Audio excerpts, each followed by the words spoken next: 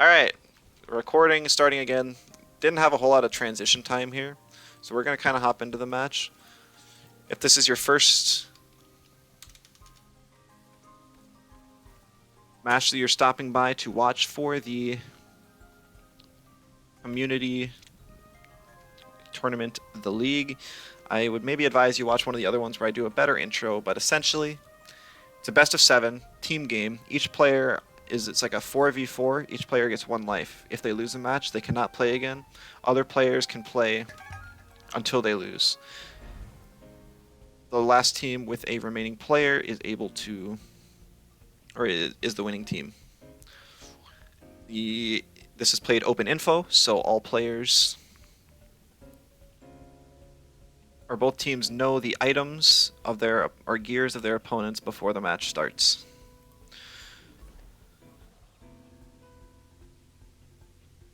Okay, so first match is Morgana versus Patterknife in the Turbi's Baguettes versus Soul Enigma matchup.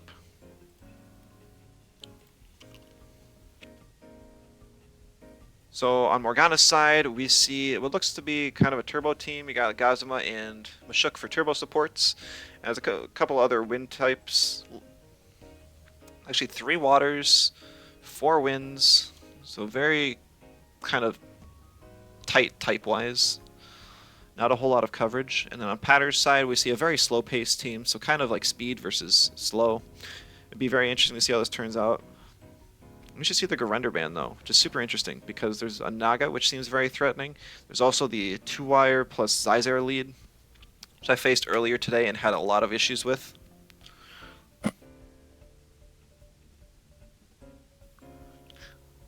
Got Kip, who took a look at the items while I was getting everything else set up and saying there's some interesting stuff.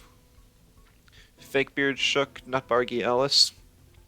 We've seen Morgana in a few other of these casts that I've done, and there's definitely some like Fakebeard Mashuk is basically telling your opponent that you are running parry Mashuk over Tireless, which isn't that bad.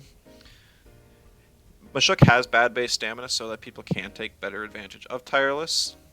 So kind of helping that with the parrier set is still very nice if the item is available.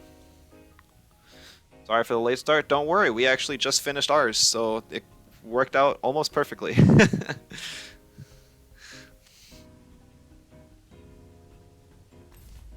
Alright, so we see the Nestle picked up, but there's a 2-Vine and a Nagase. So if this 2-Vine has more speed than the Nestle, then it can probably one-shot it. However, if this is actually a really slow, bulky Nestle, Nestle could go first and one-shot the Nagase. Seems a little risky. Okay, then it was intentional. Yeah, it was intentional. Let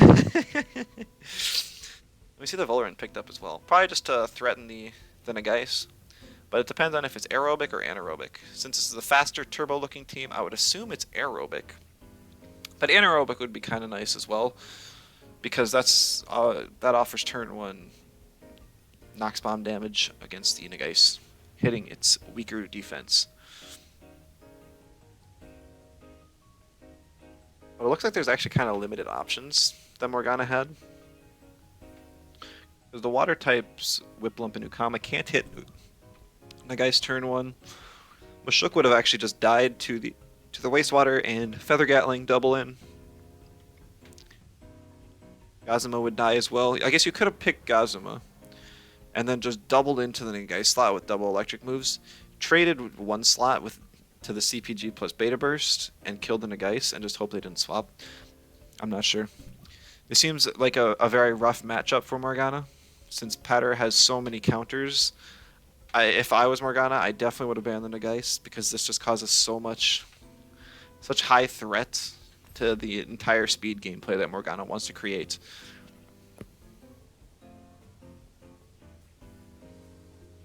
If it's heavy armor water custodian Naga, yes. Just like the splitter 2-wire that we didn't see earlier. It's always kind of funny. So the showdown, when you select a Tem on showdown and don't use a preset build, it will default to just kind of one of the traits. I don't know how it chooses, but 2-wire's default trait is splitter, which is its off trait. So many players on ladder will actually have splitter 2 wires because they forget to switch the trait to the correct one. I've seen it plenty of times before on my streams.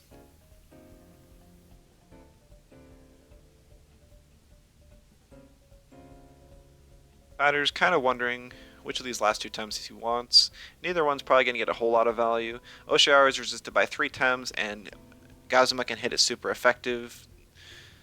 Zyzare can hit 3 Tems, but also takes a lot of super effective damage, so it's kind of rough both ways.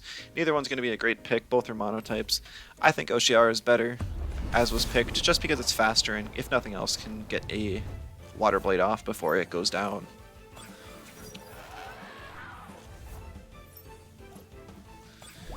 You love when you spend a full minute looking for the Tem you want from the showdown menu when building a team. Yeah, it's kind of rough. I finally got it down just about, though, after building so many teams. At the start of the patch, I was building like 6 teams a week. Now I haven't built a team in like 2 weeks. We'll see. Turn 1, that's like getting some marbles value. It is a Decidor and a Geis.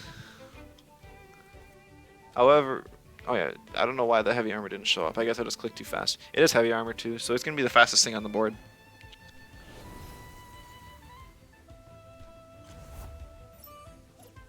The Ukama come in to eat the hit for the Nesla.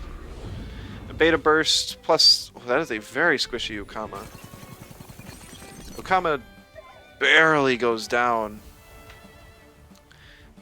Maybe a low offense invest 2 Vine? Hard to say. Or maybe a defense invested Ukama. Because, I guess hard to say.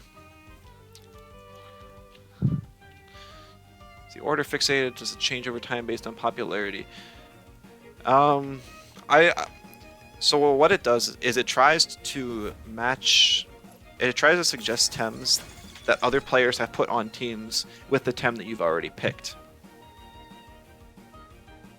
So if you pick a Volphy, it's going to pick tons of other meta Tems. If you pick a Vental, it's going to be like, well, you're not serious about this team in the first place because Vental's like the least picked fully evolved Tem. And it's going to suggest a whole bunch of jank because that's what, when you're, most players who throw Vental on their team have kind of goofy stuff. The Hypnosis from the Nagais, go on to the Volerend. Because Volerend would have been able to take out Nagais. But Gialis cannot because it does not have a turn 1 crystal option. It just has a turn 1 melee option. So Nagais gets at least 1 more turn of Decidora. We could very well see a Beta Burst plus a Feather Gatling onto the Gialis. Probably not taking it down, but putting it very low.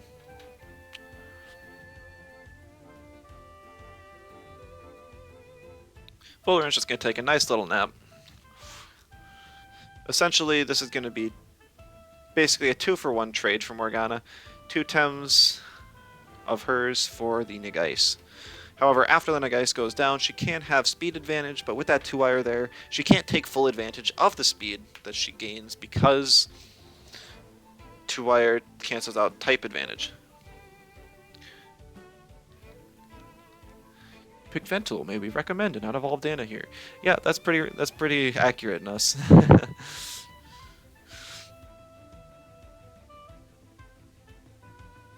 Classical, didn't ban Naga get punished? I mean, Naga's gonna be really cool after the rework. We just gotta wait out the rest of this month for it.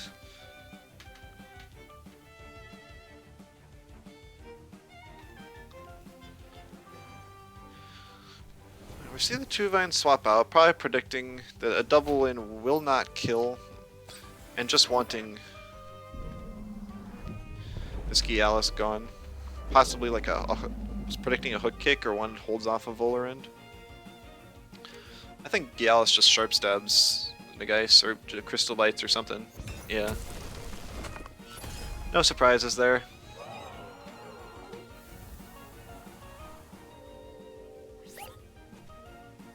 So the Nagais has been eliminated. So in the end, it wasn't even that bad of a trade because the two vine swapped. I think that's a very strange play for Patter there, because two vine could have gotten the Gialis much lower, and definitely in like Water Blade range from the Oshiara. That's about the only thing Oshiara is going to do in this matchup anyways, so I think that would have been very advantageous. If this is an anaerobic Volerend, which I guess I can check out the items to maybe kind of guess.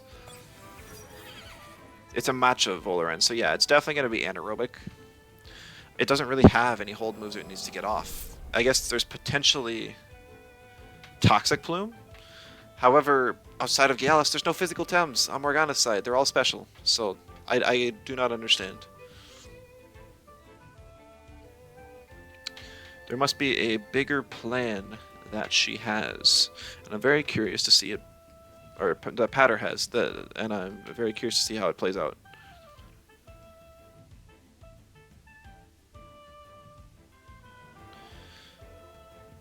See, the Oshiara can get a little more value because the 2-wire can get rid of the type advantage that Morgana has defensively. The guys gonna swap in. Maybe with the goal of getting a turbo off or something. Tsunami doesn't do a whole lot to either Tem. Both have high special defense, and Volerend even resists. V-Gust, Toxic Plume, just kind of some more chip. Gazuma's down below half now, but that doesn't accomplish a whole lot. I would not be surprised to see Volerend swap for 2-wire now, and we just see a Servatios. Because if Oshiara can survive the nullified Tesla Prison plus V-Gust, then it can get a really powered up Water Blade off. And probably finish off the Gazuma or deal some strong damage to the Volerend. Volerend doesn't have any special attack drop or special defense drops yet with Aerobic because it's been forced to click V-Gust every turn due to it always having type advantage against the waters.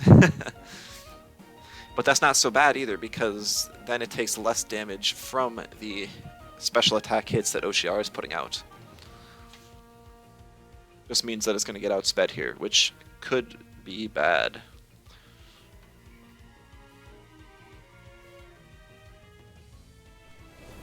It's the Volerend swap, probably for 2-wire. Yeah, that's pretty expected. 2-wire also gets hold off of whatever it's got, whether it's Reset, Turbo Attack, or Turbine. All three are very good moves. The ratio's probably 30% to both. Yeah, just about. Get the V-Gust, not doing a whole lot. I don't think this Tesla Prison ever kills. Oshiara has very respectable special defense, so it only gets a speed drop. But is that enough for Volerend to outspeed with maybe an HKS or Gazuma with a Tornado? That's going to be the question.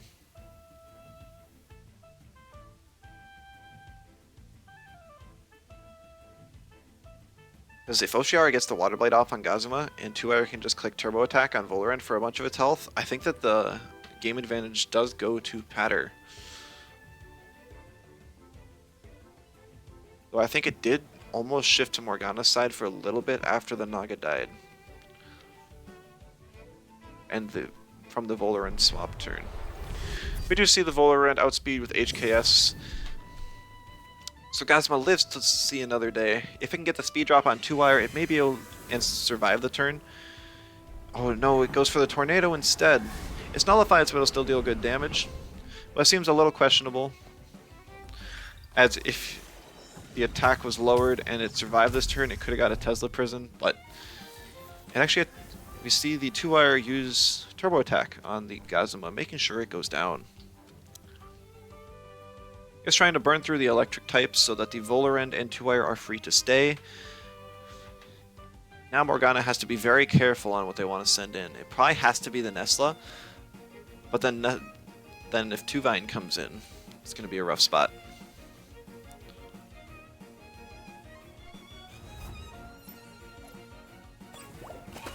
Because 2-wire is threatening out the Gialis. But at the same time, Tuvine is threatening out Nesla, and now both are on the field. Volrun's the only one who is free on this board, but it can't touch either of these two because they both resist both stabs that Volrun has. So while Volrun has an incredible defensive type that helps it against so many meta threats, its offensive type also gets walled so easily.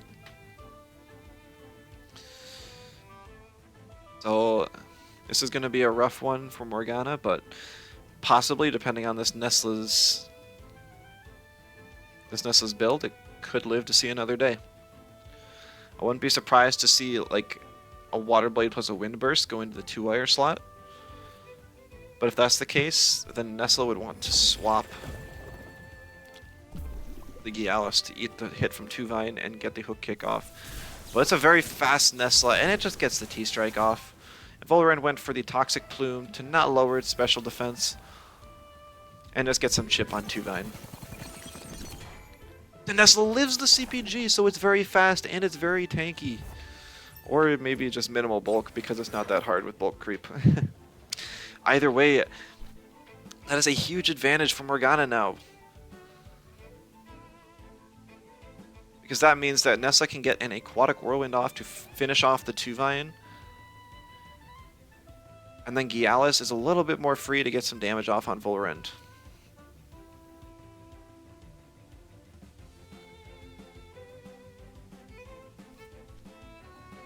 But the Tuvine is faster, so maybe a Nesla just greeted for a Thunder Strike? It did! That seems very risky in my opinion. Because the opposing Volrun just clicks... No, it does not click Toxic Plume, it was on hold. Takes out the Nesla. Another anaerobic proc, and Turbine is now down. It was a very interesting turn. So I think both players overpredicted the other. Or at least Pattern Knife definitely overpredicted Morgana. Had Tuvine just turbined the Nesla slot, I think that would have been a guaranteed win. However, at this point, unless this is a speedy Tuvine that's able to outspeed the Gialis, I think that Morgana wins this. Because just a double gash to finish off the Tuvine. A hook kick just to make sure is fair. And then the Volrun -1 attack now never kills with Feather Gatling. And then a Crystal Bite plus an HKS should be enough to take down Powder's Vola. Possibly even resting. Morgana may even rest on her own Volrun, just in case. Because you never know, like, even a physical anaerobic Volrun, I have seen run HKS before just for a priority option, since most of it, or since a portion of HKS's damage is based off of speed. When the special attack drops from anaerobic, it's not nearly as bad as for the damage on the move, and it can still deal respectable damage. However, we just see the HKS and Crystal Bite, both of them outspeed and take down Patter's Volrun. So GG's to Morgana.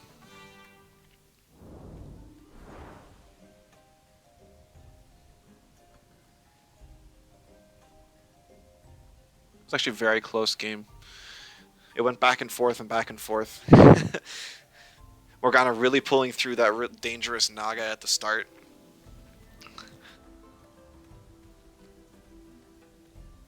Hatter, I think, over-predicting every single turn.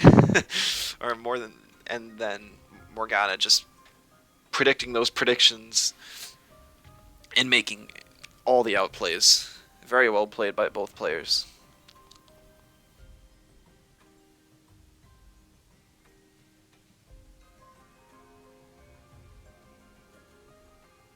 Reading too many books at the same time. Yeah. Yep, it can be a real disadvantage. I've gotten on the wrong end of that before. Sometimes the smartest play is to just keep your Chimerian in against the fire type. You just never know.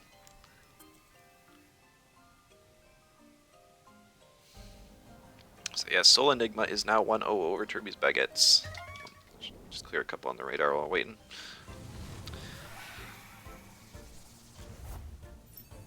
Next We're just waiting on the teams to send in their next players now. Turbi's Baguettes will be able to choose which side they would like to start the next game, possibly giving them an advantage.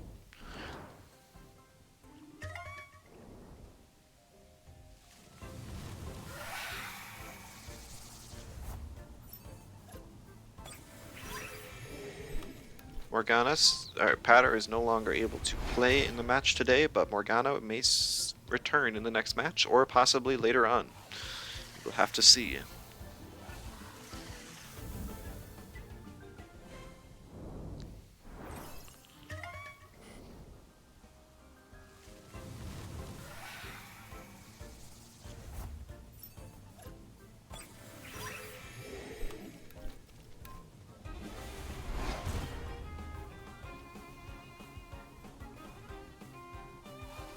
Looks like each team is kind of like deliberating. What do they want to? Who do they want to send in next? There's kind of a lot of strategy to it.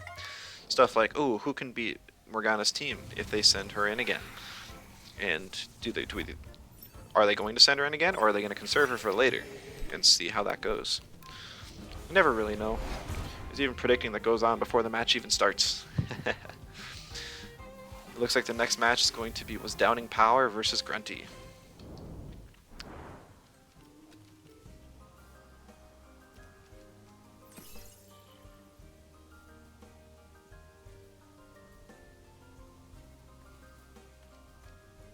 Someday there's gonna be like a green snake that spawns while I'm in one of these spectating waiting matches. And it's like gotta hold my hype and like until after the match is done before I can go catch it.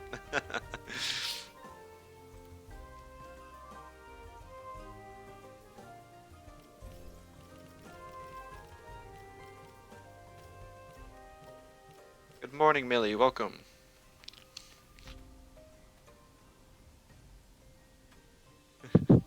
You always say good morning at a different time. I'm glad you're here.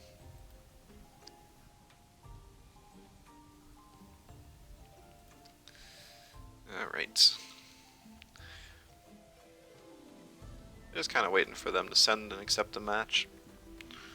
Sometimes, like once the teams have been sent in, each player likes to analyze the team ahead of time, maybe plan out the pick ban before the game even starts, just to get a little extra time since it's open info. Good evening, that's more like it. At least where I'm at.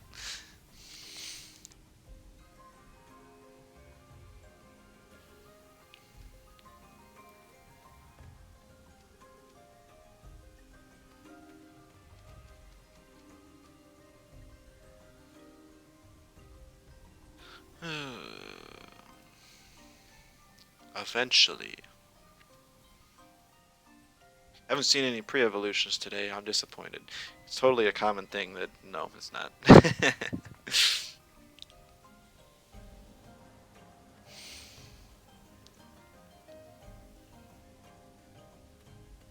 I mentioned earlier today, but since it's been a little while, just yesterday, I guess today for some people, there was the Pacific Regional Championships for the TemCS.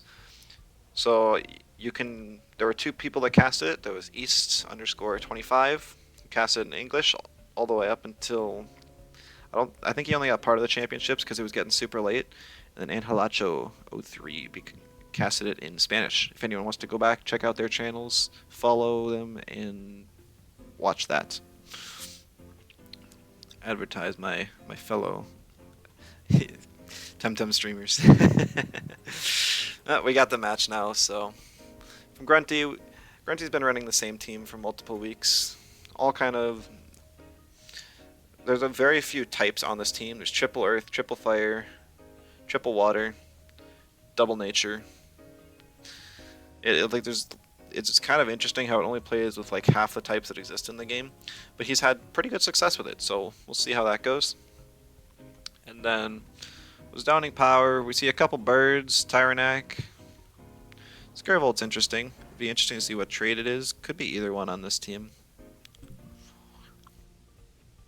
Well, a lot of just common meta stuff. Minotaur you actually don't see much anymore, so Very interesting to see here, but it pairs super well with Wolfie, so it's not super surprising, and it's great on lead. If we see Scaravolt first picked here, then more than likely I have to assume that that is a half-full Scaravolt that's getting sent in just to proc Baton Pass for a little bit of healing.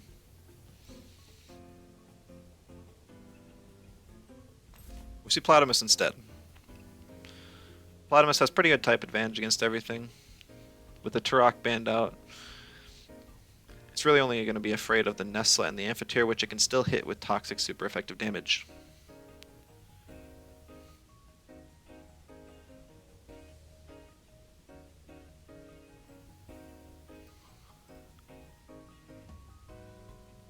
Renty has the wrong lock code.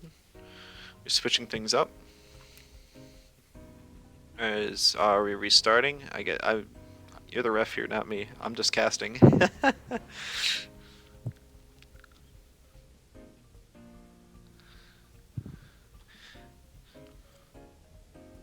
Suppose you just kind of ask him if it's all the same, and then if it is, or if we notice anything different, then the win probably just automatically goes to who's downing.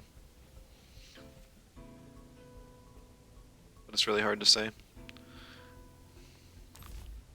We should have like a more well written out rulebook for this for the next time, but because we run into a couple things here and there. But I'm not sure if anyone organizing the tournaments here has done so before. I know there used to be like the Gazima League. That happened pretty often. This is more or less like a spiritual successor of that, as far as I'm aware. But with a few different rules, so I'm not sure even if they had a rule book back then.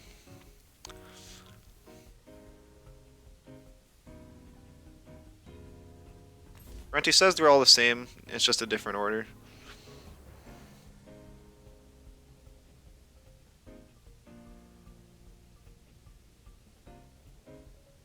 There is a rule book? Well, I think, yeah, I'm sure there is a rule book. It's just, looks like they're going to restart and try and figure things out. See if Grunty can grab the right team if they got it selected, or if they got or if we got to come up with some rules on the spot. Poor Nuss, you're the one that had the rough thing last time when she was the disconnect. We do what we can. We're not perfect, and as a community tournament, we don't have a great, like the best way possible for people to report stuff, but the stakes are a lot lower in here, and since it's a small community here in the Temtem, we all kind of know each other and can work with each other on any issues that do occur. It's just that sometimes it takes a little bit of time to find a solution that is fair to both sides.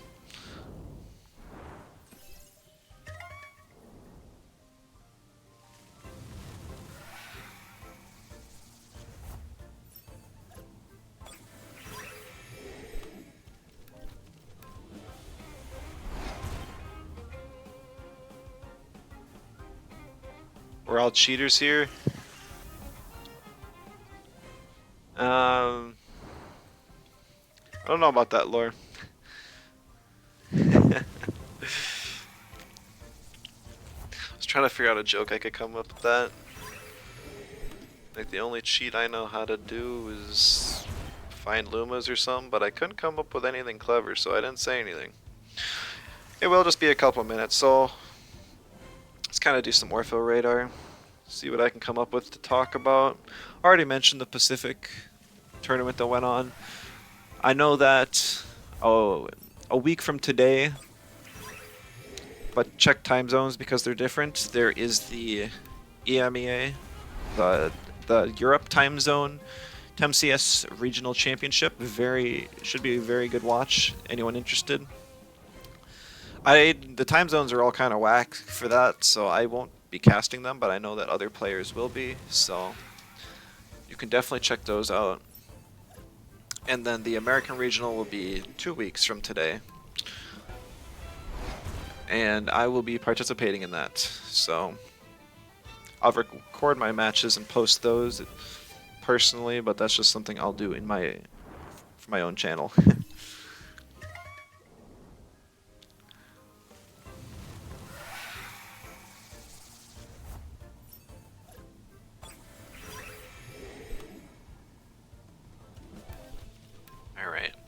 Looks like they got it solved. It was just kind of an honest mix-up, and they're just gonna repeat the same bands up until the point in which the forfeit happened.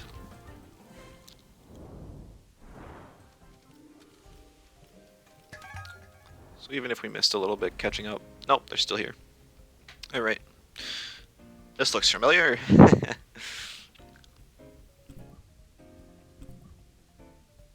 Let's see if I can grab some gears, talk about those. Anything interesting? This picture kind of.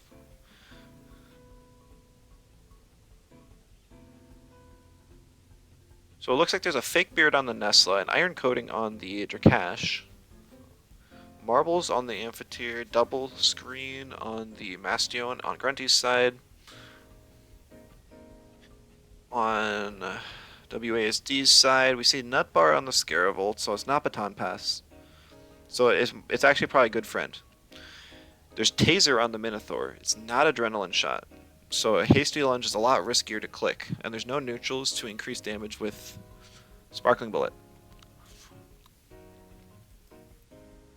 There's also the Turok is the one holding bait, and the Tuvine is holding Fake Beard.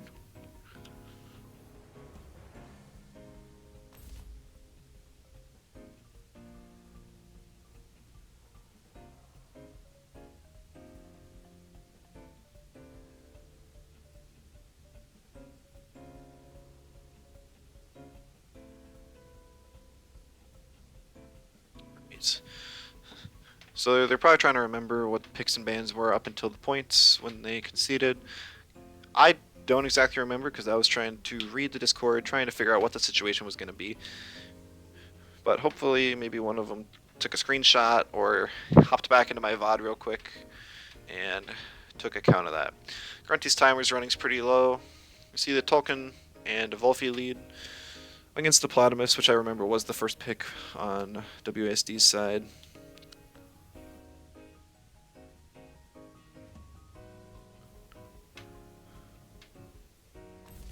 A Minotaur.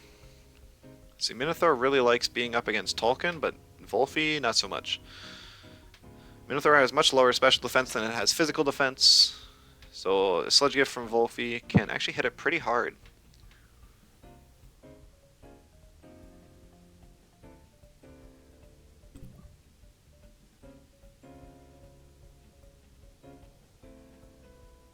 See the Tyrannac ban, so we don't know if that's an Intimidator or a Frightening Tyrannac, but either way, Grunty does not want to deal with it, which is very fair.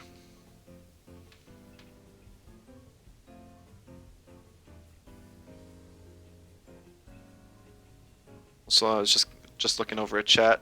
I know you're mentioning a player that's kind of like a known scammer has, but I don't like calling out players in chat too much. So let's try not to do that.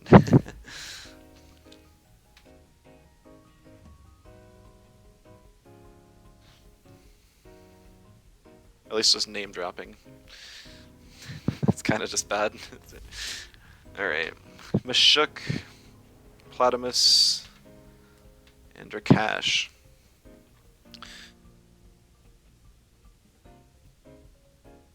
So, not sure what moveset this Drakash has. It actually has a few more options now with Dust Vortex. Could run Munshower if it wants turn 1 earth damage. Could run Sandstorm for spread. It's also got 3 fire moves in the Fiery Soul, Fire Tornado, and Hellfire. I would imagine this one has Hellfire because there's the triple Fire Core, but you never know.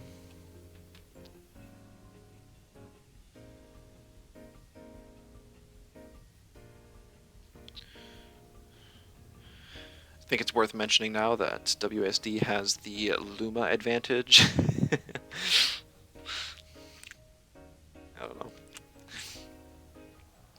Hard to talk about a pick ban that we already kind of covered. There's 2 Earth types over on Grunty's side, so I'm a bit surprised to see the Scaravolt picked up. But I suppose if those Earth types can be eliminated, Scaravolt does completely wall both Amphitheater and Tolkien.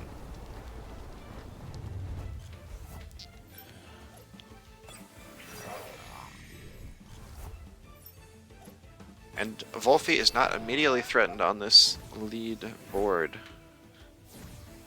So I would say Grunty has the advantage right now.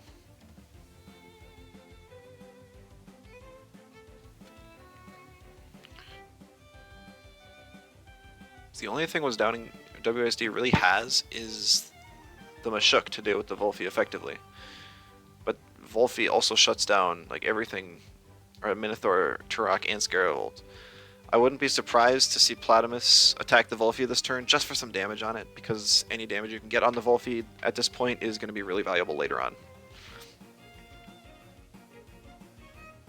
And while a Sludge Gift probably is a 2-hit KO on Minotaur, is it really worth it, is the question. Because a Dust Vortex might be able to one-shot it next turn. Also, the Volfi has handcuffs, so you could trap it instead, and then deal with it as well. But that's kind of also just dealing chip damage that I'm not sure if you really need.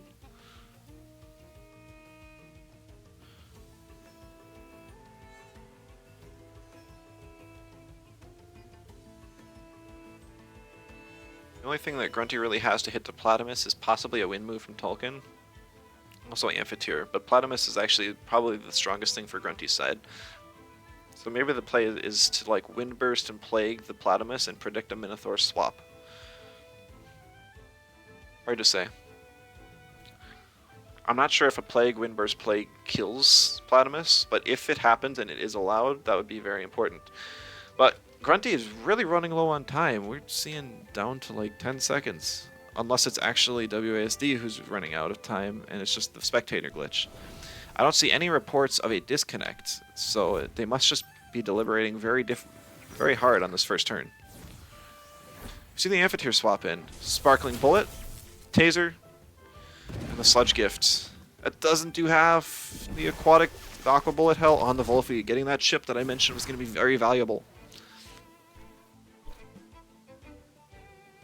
So this is what I was afraid of with the Minotaur. Like, Platimus is partially threatened now, but it's not trapped.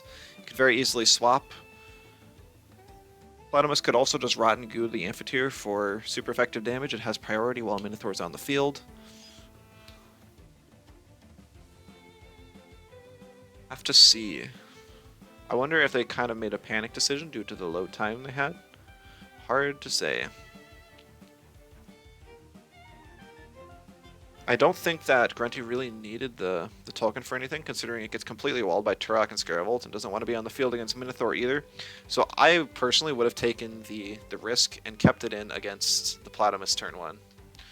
But that's just me. That was not the play they made. It was risky because the double one would have been a clean KO on Tolkien with really no redemption. Nothing. We see Scaravolt come in. It's confirmed good friend. We see the Sparks on Volfi, probably to give it that boost that needed to kill the Minotaur with one more Sludge Gift. So if that is what's going in this Scaravolt's direction, no, we see the Plague. That is surprising. But the Burglar, disabling the Platimus, is a gear which... Gotta scroll up so much. It is Sweatband. I mean, I kind of assume it's Sweatband, but I didn't want to say it and then be wrong. So Platimus is trapped, but it can get another Rotten Goo off before Amphitheater is able to move. And we can't see a double Plague, because the good friend Scaravolt will eat one of them. But we could see something along the lines of Amphitheater plaguing the Platimus, and then a Sandstorm or something, which wouldn't be too bad. However, if the Scaravolt has Embers, it can still hit Volfi pretty hard. Even with no invest, it would do like 20%, I'd bet. And I'm not sure if a single Sludge Gift would kill the Scaravolt, so hard to say. See the Mashuk come in, just kind of eat whatever the Volfi has for it. The Amphitheater just throws another Sparks on this Volfi. So Grunty definitely acknowledged what the win con is here, and that it is Volfi. But now knowing that the Volfi is Burglar and not Team Elusive, Platimus is able to chip it down again with the Toxin Shower, also killing the Amphitheater and setting itself up for an evasion the next turn. That was a great play from WASD. I'm And Grunty just throwing away health on this Volphy just to get a special attack up, I think is a little too risky.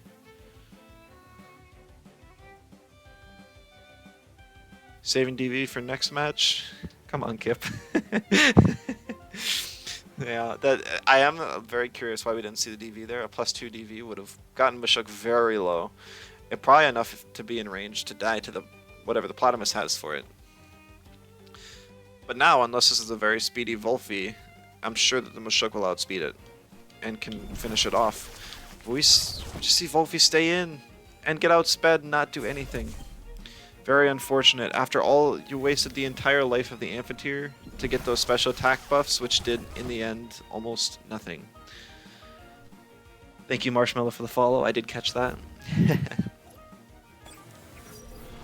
The Tull can come back in now, but Aquatic is off on the Platymus now, and I'm sure it's ready to just one-shot this Tolkien.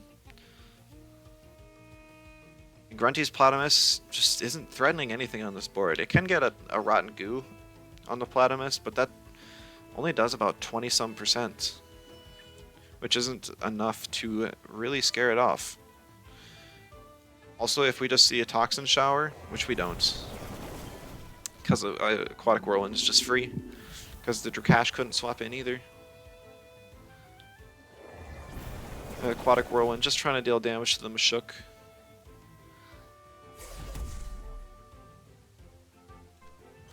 I think this has just been a very rough match for Grunty. I think he was almost trying to play too safely, and was almost put him in a bad situation. WSD kind of pressured him constantly and kind of punished him for making the safe plays. So it was very well played by him. Grunty just had a few too many blunders. But overall, good game, well played to both players.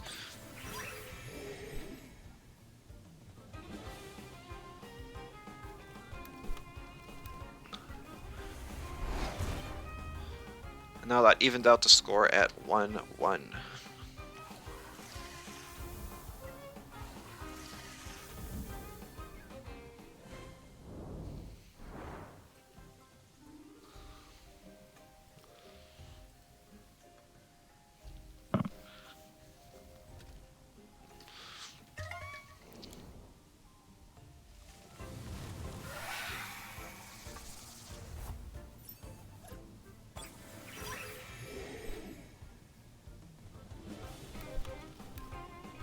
Right.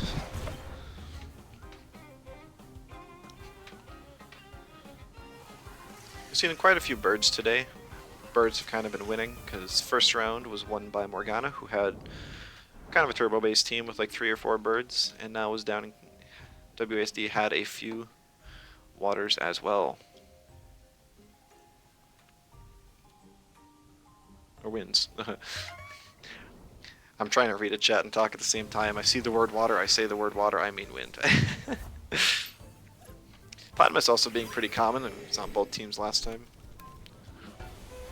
It's one of the faster toxics, and while it is weak to winds, some of the most common winds are Turok and Tolkien, and it can also threaten those with its water moves. So,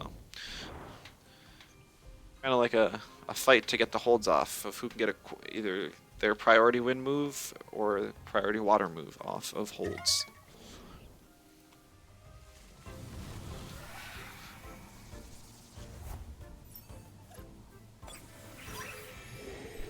And if they both have their holds off, then Platymus just kind of wins the trade because it has more speed than both Tolkien and Turok. Max speed Tolkien actually only reaches 270, which is like 1 base speed less than both Chromion and Nesla. Both really unfortunate matchups for Tolkien. So I suppose that's kind of like one reason why people don't run max speed Tolkien typically. Because at max speed it just doesn't outspeed what it wants to.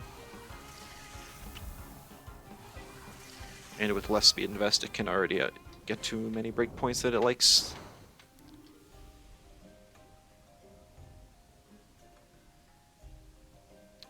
Just waiting on both teams to send in their next players. Noah, that is. Thank you so much for all those bits. It's a ton. I really appreciate it.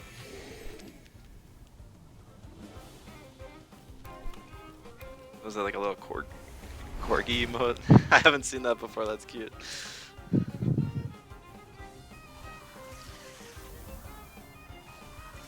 I tried to set up a custom bits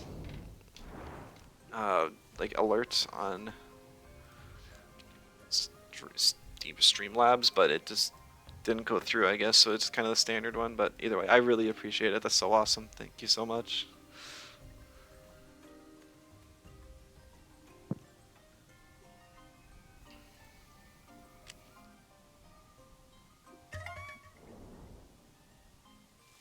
Rain stopped you from biking home, so you're stuck here. I have not. Normally I have my window open, but it's been closed all day because I slept in and didn't open it afterwards. So I didn't even know it was raining out.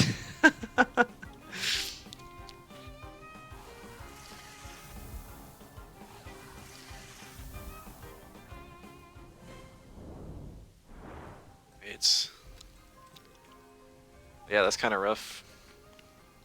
Hopefully I can entertain you enough during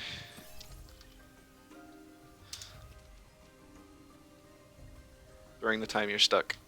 But yes, our next match, we have Tsubaki versus Red Moon. Tsubaki-chan, the well-known stall player, one of a couple. And it's also worth noting that Red Moon has 2 lives because they were down a player.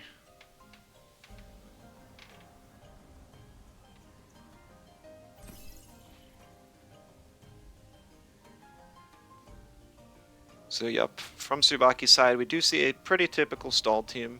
Stall has had its tools kind of nerfed and changed around a ton over the last few patches, so he really does what he can to make it work. We do see a few interesting Tems that you don't always see on stall.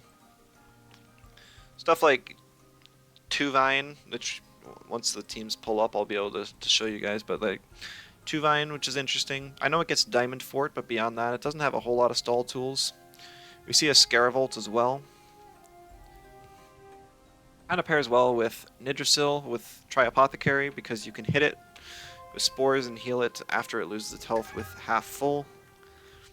And you get typical stuff like Kaurin, Yowler, Moments, and Volderend. Worth noting the Volderend is Strange Vest. Scaravolt has Umbrella.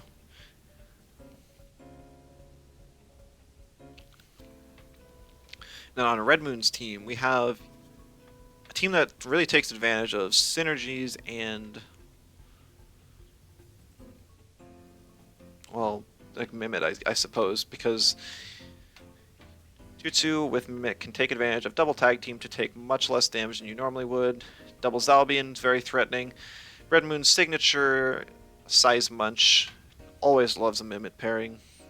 What I'm assuming is a super conductivity Volgon. Probably an H-Slap Tuvine just for double synergy on that as well. And then just some stuff to fill in as well. Saipat, Hazrat are good coverage Tems. Alright. See the first ban's going on. Red Moon burning almost the entire time. We're trying to figure out what to ban here. I would not be surprised to see the Tuvine get banned, because defense drops against a stalled team are very strong, but there's also offensive scaling with a potential show-off from Tutsu, and then heat up or show-off or even hook from Size Munch because it has a lot of options that were deemed different enough by the comp rep to not get eliminated in the sharpening of identities. There's also a potential heat up on the Zalbian as well, but that's much less common. Hazrat possibly too. We saw the Moment ban, a little surprising. I guess being first ban, if the Moment was not banned, then Tsubaki could have chosen to ban the Hazrat and eliminate the biggest fire threat, the only thing that could really threaten out the Moments. So Red Moon had to play around that.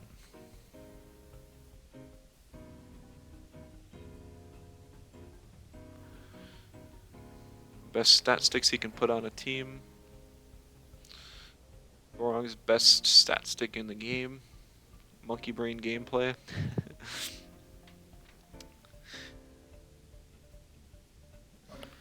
Yeah, Gorong is very interesting as a town. I think it's still kind of in a rough spot. It'd be cool to see it get something a little more unique. I'd really like to see more turn 3 or like two-hold nukes in the game. Stuff like Earthbreaker. Not even like specifically the type changing, even though that's a really cool mechanic. But it would be really nice to have like a special mental move on turn 3 that you could give to Auhi so that it has a real special set it can use. Like imagine a Fiery Soul burn into a sideways special defense drop into a turn 3 nuke. That would be so fun. Stuff like Inner Spirit. Inner Spirit's another good one. That's just my opinion. Anyways, we see the Scaravolt plus the Voloran turn 1. It's a little surprising considering neither one really supports the other. But both are offensive scaling threats. I suppose the Scaravolt is just picked up to threaten off this lead. And with the only Earth on Red Moon's side gone, banned out, it was not threatened out. See the 2-Vine and 2-2 lead, which I am very familiar with and have had much success. I'm curious to see if the 2-2 actually opts for Humiliating Slap to get value here, or if it does have Show Off. Sees Albion banned, don't want to guess what kind of moves it has. It might have Turbo Attack Frond Whip, and then a Yowler band on Tsubaki's side. You get a P-Jab Stare with Ragnar and Nestle into a half-full physical Scarable as soon as you Earthbreaker. It's the most satisfying thing. Yeah, that I really want to... The next theme team I do is definitely going to be an Earthbreaker team. I've talked about that before. It can be really fun. And yeah, with defense drops from Nestle or Ragnet, I could definitely see that being just a beautiful watch. It'd be a great clip if I pull it off sometime. But today's not about me, it is about these players here. The Turbi's Baguettes and Soul Enigma. Pick ban is finished. See, nothing overly peculiar here. Earthbreaker signal target, that is correct.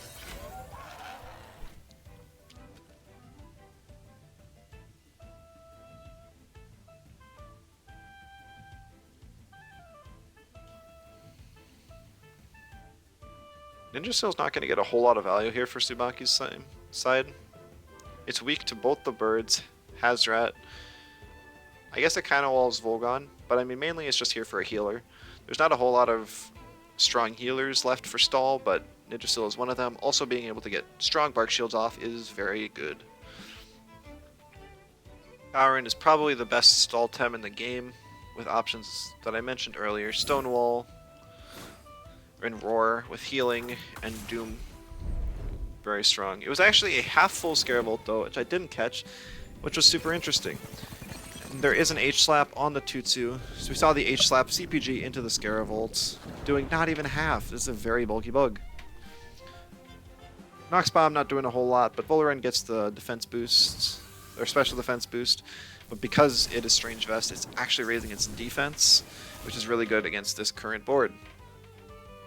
Tutu not taking too much from that from that T-Strike. It is probably a low special attack Scaravolt, based on how much damage it, well, didn't take from that double in turn 1. Wouldn't be surprised to see another double in, just like we saw.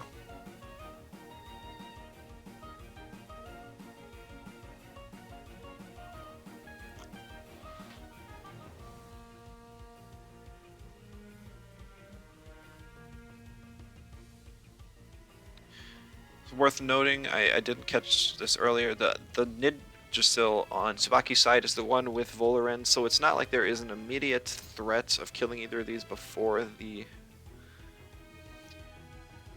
Diabolo procs.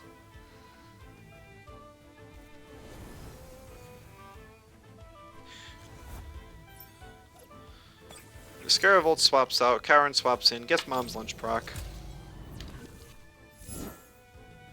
Takes a huge chunk of stamina out of Tutsu. But Cowran does get -2 defense from the Synergy H-Slap. But the CPG makes it so that really doesn't do a whole lot of damage. OX is the 2-Vine. And now the bait procs with the Mom's Lunch not giving any Invigorized. And Toxic Tick still going through from the Toxic Plume as well. Very well played by Tsubaki, taking advantage of all the tools he has available in this team to punish the low stamina invests that Red Moon has.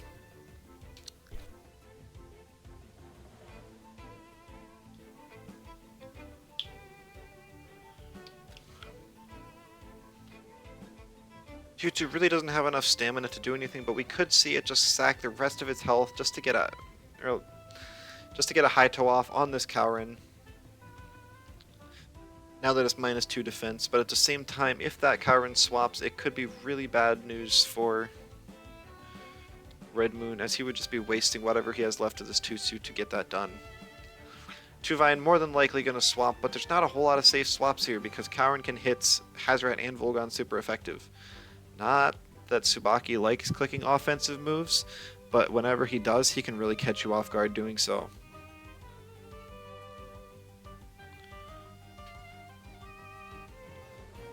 Plus, with +2 special defense into this heavy defense into this heavy attack team, means that Volorend, if left alone for much longer, can really threaten and scale quick.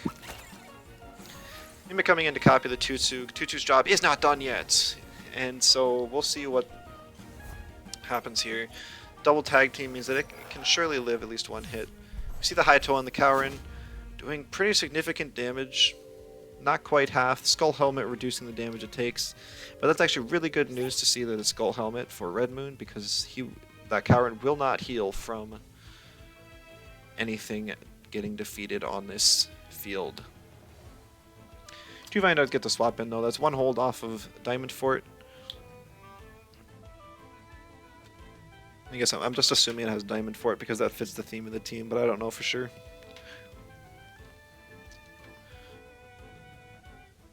Tsubaki really wants to find a board that Ninja can come out on and start healing his team back up.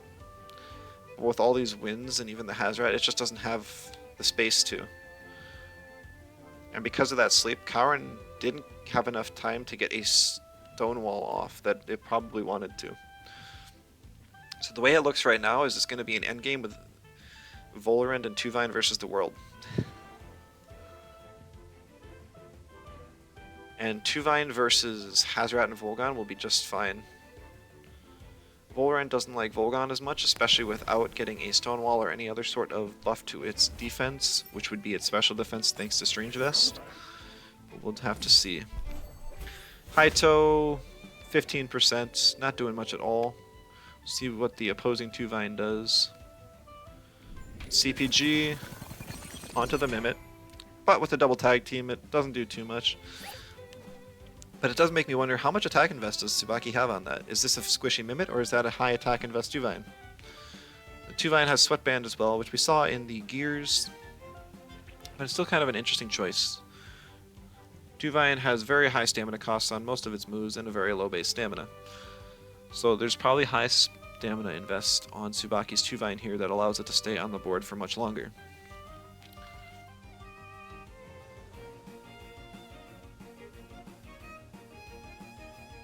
Volorend's not really threatened out, however, Tutu and Mimit are probably both faster than Tsubaki's Tems, and could just see a high toe here, and plus whatever the Mimit wants to do. We see an H-Slap. Ooh, this is kind of risky because this could very well be a determined 2-Vine, and it is, so that's kind of just a waste of a turn for Red Moon. However, getting the high toe off is super valuable. But an OX also sucks. Toxic Plume, lowering Mimit's attack. Very good play.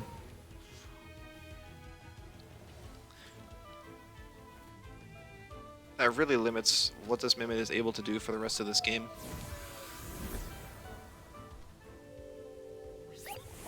However, the 2-Vine is down to less than half health now, so even if it does get the Diamond Fort up and increases its defenses significantly, it may not be able to do a whole lot just because without any healing outside of Nidrasil, it will slowly take damage and go down.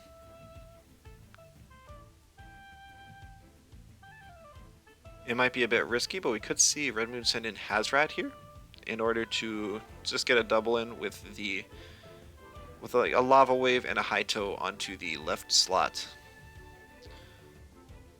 I'd imagine that takes down everything other than maybe Scaravolt and Nidrasil. But there's also the possibility we see something like the Scaravolt swap into the Volorant slot then to eat one of those hits. But nope, we see Tuvine come in. I'm planning for a play that didn't happen. So Tuvine here.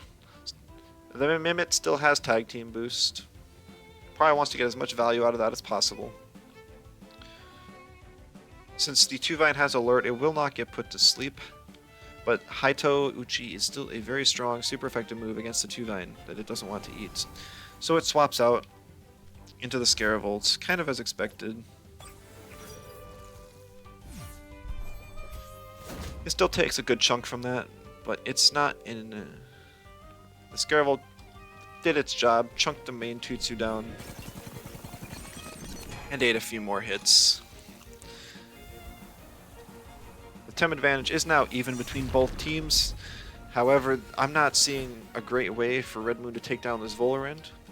If this is a high special attack Volrond, then possibly, because the Volorand's special defense through Strange Vest is not all that high.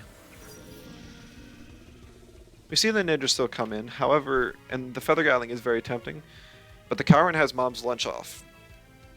Well, the siege has ended. So we could see it swap in, and it would be a big OX for both the Tuvine and the Mimit that Red Moon does not want to eat.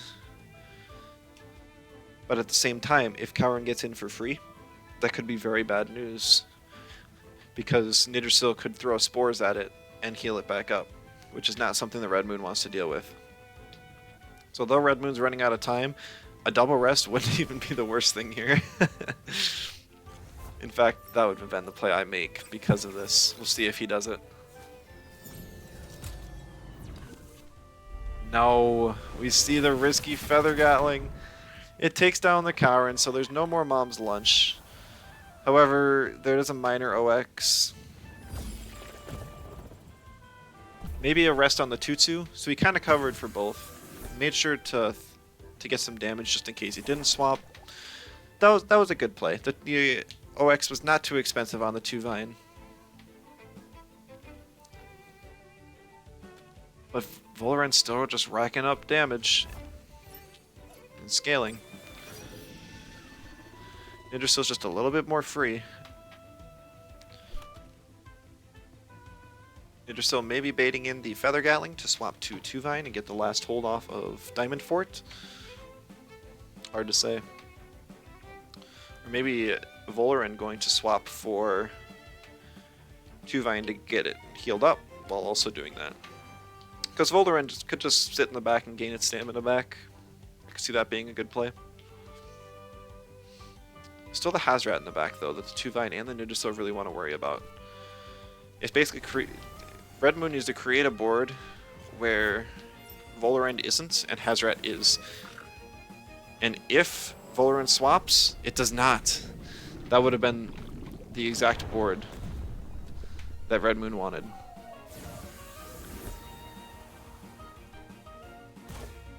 Do you see the self spores on the Volorant? Healing up the little bit of damage is taken. But Volorant, it's very low on stamina now, so Hazrat does have a little bit of space to work. It can't be poisoned by the Nidrasil. But the Volorant does have +2, and a Feather Gatling would hurt it pretty bad. So we'll have to see. Volgon can threaten out the Volorant if it decides to stay in, though, with a T-Strike hitting its weaker defensive side.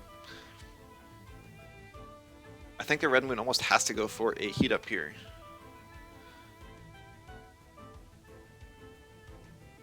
Just so that he can break through the Tuvine and Nidrasil. But if this is a squishier Hazrat, it could just die to the Feather Gatling. All depends on his builds. We see the Volorant retreat though, so not even taking any risks. Maybe another self-spores from the Ninjasil? Oh, but we don't even see the hit up. We just see some consistent damage on the Ninjasil. I wonder if we'll even see a wind move from the Volgon here. No, we do not. And that T-Strike takes up half of this Volgon's stamina. But the Ninjasil does not side spores, it actually Toxic Inks. Very interesting play from both players. If this Volgon is running Electric Storm, and if it's faster than this Tuvine, that would mean both the Ninjasil and the Tuvine die this turn, unless one of them swaps out. But even if they swap out, then Volorend is still in a really precarious spot against the Volgon. I think Tsubaki just needs a bit more damage so that the Volorend can finish off the Volgon with a Nox Bomb, hopefully before it moves. But it's hard to say. The Strange Vest actually working against Tsubaki at this point. See the Tuvine swap out for the Volorend again. It's got 1 tick of regen left from the previous spores, so it can kind of eat a hit. I actually saw the Hazoret go for the Tuvine there, not risking anything, going for the Nid. Not doing any damage to the Volorend. And Ninja still getting a Bark Shield off, buffing Volorend's special defense. What did the Volgon click? The Volgon rested. Red Moon didn't have enough time to make his decision, and that is a huge punishment. Running out of time in these team matches is a very common occurrence. Because you're trying to discuss what the best play is with all of your allies in the voice chat, but with so many voices at once, trying to decipher what the best play is from all that can be very difficult. And in a high-stress situation like this, sometimes you just don't make it in time, and then you get a really punishing rest.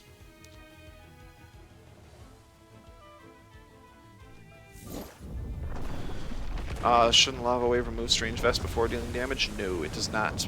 Not before. Yes, now because of the Bark Shield, not only is Volorend's defense buffed, but also Ninjasil does not die to the Lava Wave plus whatever damage Volgon had for it. While the Ampere Outburst does go off from the Volgon, it is on a timer because of that Spores. It looks like it did just enough damage so that it will die to the 2 Toxic Ticks. Because I believe Toxic does 12.6%. And Volgon has like 0.2%, like 1 health less than it needs to survive. So that's very unfortunate for Red Moon. So even if he wanted to swap out Volgon to create space at this point, he would not be able to. He does swap out the Hazoret for a little bit, just to give it a little bit more stamina. He strikes the Volorend, just to deal some chip damage, because at this point, after the Bark Shield, Volorend's defense is not weak in the slightest. Oh, okay, looks like I misdid my calc, so it looks like Volgon's gonna live on like 1 health. So that helps significantly. It means that Tsubaki has to get at least 1 more attack off on the Volgon before he can ignore it. But we could just see another Toxic Plume here, just to finish off the Volgon. See Cooperation. Fairly common move on Ninjasil nowadays. See an H-slap on the Volorend, lowering its defense, which is actually its special defense, so that this T-Strike does a little bit more. But the Volorend's faster than the Volgon. Takes it down with a Feather Gatling, just covering for a swap because it had enough damage to finish it off no matter what.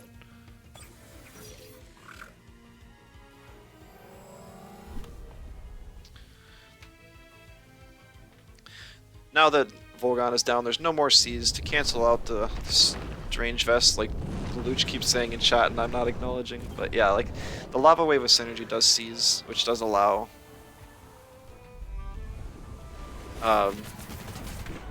Red Moon to hit the weaker defense on Volorend. Hazoret actually dies to this because of the animations, I can tell.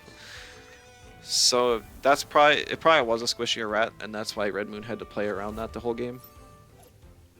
It's very unfortunate in this case to face that, but it is good information for the side of Turbi's Baguettes, because Red Moon, I mentioned at the start of the match, is the one that was chosen to have 2 lives in this matchup.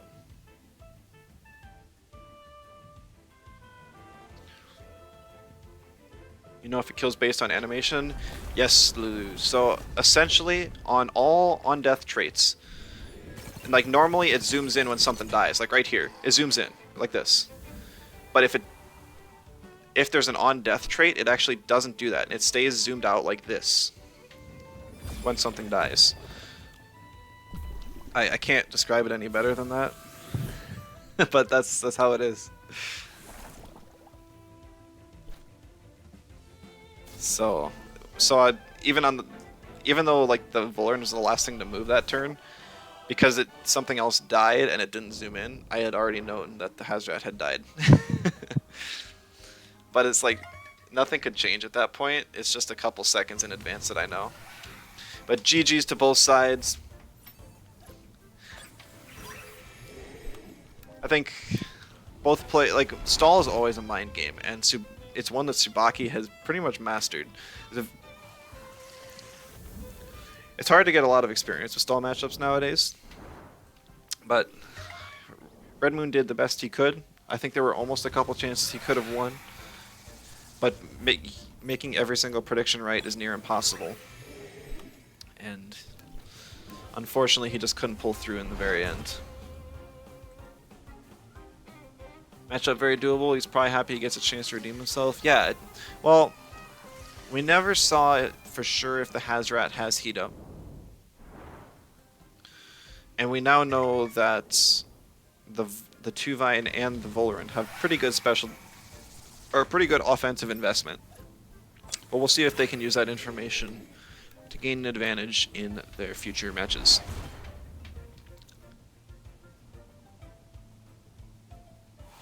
He hates playing against stall with a passion. Oh, that is really unfortunate. Oh, I need to grab some water. I'm sorry. I'm going to take a quick break here. I've streaming for like 4 hours and I haven't drank any water.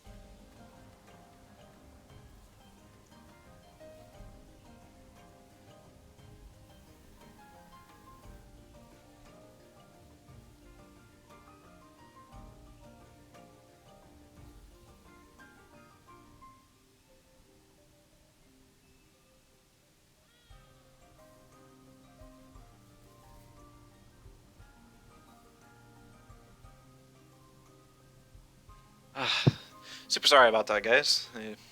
I wasn't paying attention on my lack of water. Really got to me all at once. We see Morgana versus was Downing Power again. 2 players we've already seen, both won a match for their team. We'll see who comes out victorious here. We've seen both these teams. Downing, WSD with a much slower, bulkier team. Morgana with a faster paced team.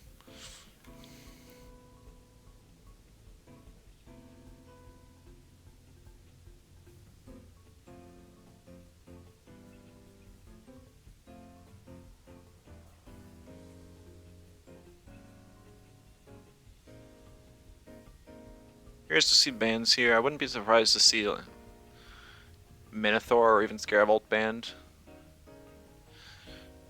on WASD's side. Yeah, one of the electrics going down makes a lot of sense for Morgana's team, especially since she doesn't have any earth types to really threaten the Scaravolt, but she does have a couple crystals to hit Minotaur. Also some ones that can hit the special attack side. Because Nesla, since it's immune to electric, can actually hit Minotaur really hard. Problem is that there's still a Tuvine and a Wolfie available.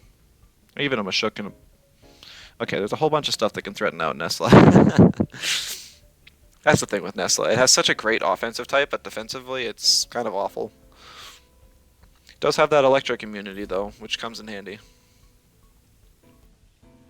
And completely walling something as common as Tolkien is also a nice touch. Thing is, there's the other two birds in the trio here, the Tuvine and the Turok, not the Tolkien.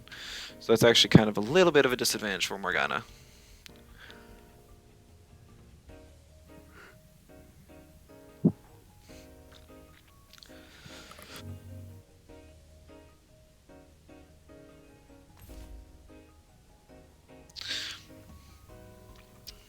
Alright.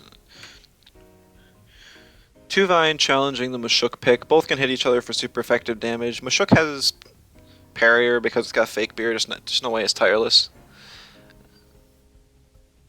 So it'll actually take a little bit less from those feather gatlings. Usually they're calced to live like 3. It's not too unreasonable to do that, since you're building a lot of defense in it anyways. And then the Tuvine does threaten out the Mashuk. Here's two things that, or I mean the Nesla. So there's two things that threaten out Nesla here now. So WSD really doesn't want her to pick it, but is she gonna pick it anyways for the worst lead? No, we do not see it. See the Gallus picked up. Generally a good choice here. Both players having a Mashuk with a crystal. Who needs P-Jab when you have Synergy H-Slap, right? Alright. I just find it funny how Mashuk has both P-Jab and H-Slap, but P-Jab always gets the double defense drop. H-Slap only does with Synergy.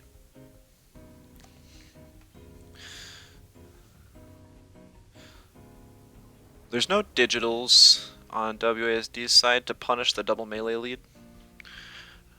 No mentals, or the only mental is Minotaur, which barely counts, and Gallus is crystal anyways.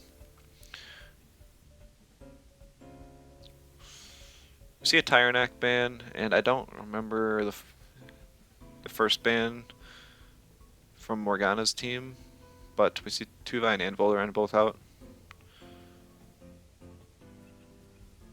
Shook hasn't met our good friend Sharpening yet. Yeah, at first I really disliked the Sharpening, but right now I'm holding out hope. I'd rather have hope than just kind of have like a negative mindset about the game all the time. But I am still going to complain about this turbo attack front web Zalbi until like the rest of the week and maybe and then some. Whoever has that alt, I appreciate your creativity, but I dislike your inconsistency. I see Velphi and Minotaur picked up 2 solid Tems. I don't like Minotaur nearly as much when it's not on the lead, but it does threaten out stuff like that Whiplump.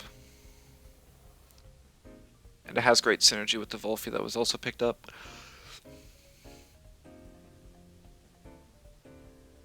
Double Waters threaten out the Turok, so not really a great choice there. Platymus can at least hit back, but it's still weak to both of those Waters there.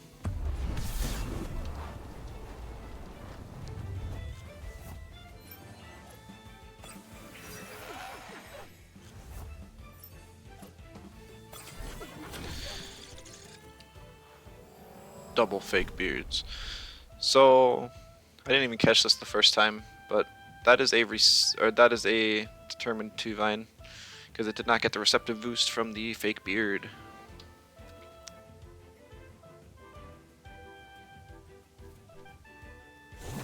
Double gash, solid 30%, but we get the P-Jab. Heli kick just for some more. A little surprised we didn't see the P-Jab Feather Gatling into the Mashuk, but I guess that's also solid. Killing the Gallus through the nut bar is really nice. Another CPG will take down the Gialis, I believe. Problem is that Tuvine can't stay in to do that. And Mashuk doesn't have any or a high enough damage move to be able to kill Gialis.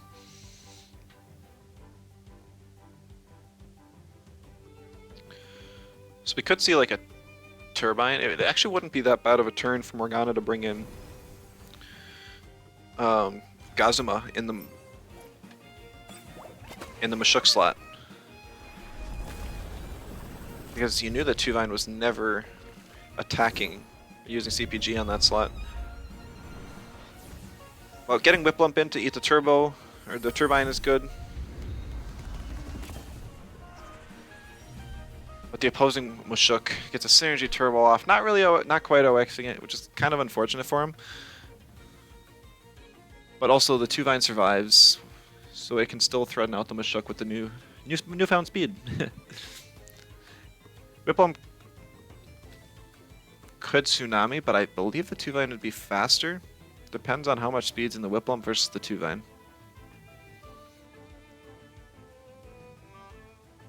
Even then, I would think the Whip Lump wants to Tornado the opposing Mashuk here. And maybe Morgana's Mashuk just uses the Heli Kick to finish off the Tuvine and whatever would be left on the Mashuk's HP bar after the Tornado. But Minotaur is also kind of a free swap in, so that's not surprising either. Yeah. Tuvine? Oh, unfortunate for Morgana. Taking the obvious plays, but also getting punished for it. Doesn't take too much from that Feather Gatling there. Because Parrier is really nice to have. Minotaur may be on the field, but it doesn't have any Rusher boosts yet. Problem is that it did not take enough damage that it's really in danger to die to any one move from this Whip Lump. If the Whip Lump is confident in its speed, we could see a Synergy Water Cannon onto the Minotaur. That would probably kill it after the ticks, and then maybe just an uppercut into the Volphy. Could also see like a Sludge Gift plus Black Hole into the Mashuk slot, trying to outspeed and kill it before it can get an uppercut into the Volphy. And also predicting the Whip Lump to swap. I wouldn't be surprised to see that. I think Volphy is a pretty big issue though. Both of Morgana's melees are not looking too healthy. And that Volphy can kind of ruin Nestla's day. Even Gazuma isn't a huge fan of it.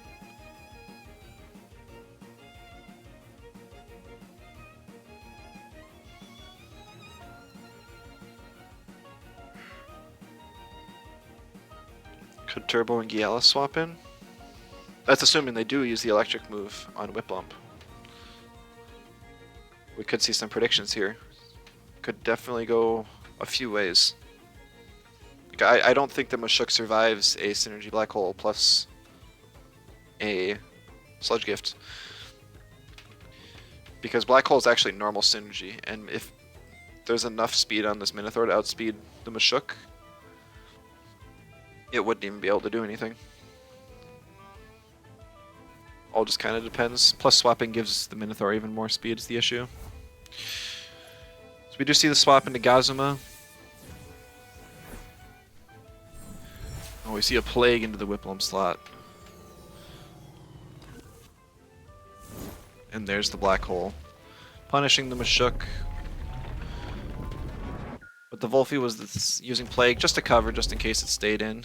I still am surprised we didn't see the Sludge Gift Black Hole. I think that would have been very free. Maybe not. Maybe there's no uppercut on this Mashuk. Opting to use Wastewater instead. Mashuk, it's revealed P-Jab. I think it revealed P-Jab. I guess I don't remember. That might have been the other one. It's revealed Helicopter Kick, Wastewater, for sure. It's probably got Turbo. So it probably, and I'm sure it has P-Jab, so it probably just opts for Turbo over Uppercut, or Heli Kick over Uppercut.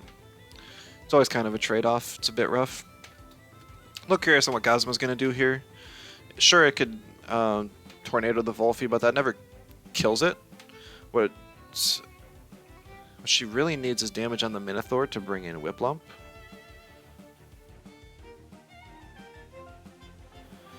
Some Turbo with Parry are too expensive. It is kind of expensive, but that's probably why there's a fake beard on this one. The Taser getting value with the Hasty Lunge. Keeping the Volphy a little bit healthier. I think without the burn, the Volphy would have been in range to die to a Tesla Prison, even with the 4x resist, so that was a good play by WASD.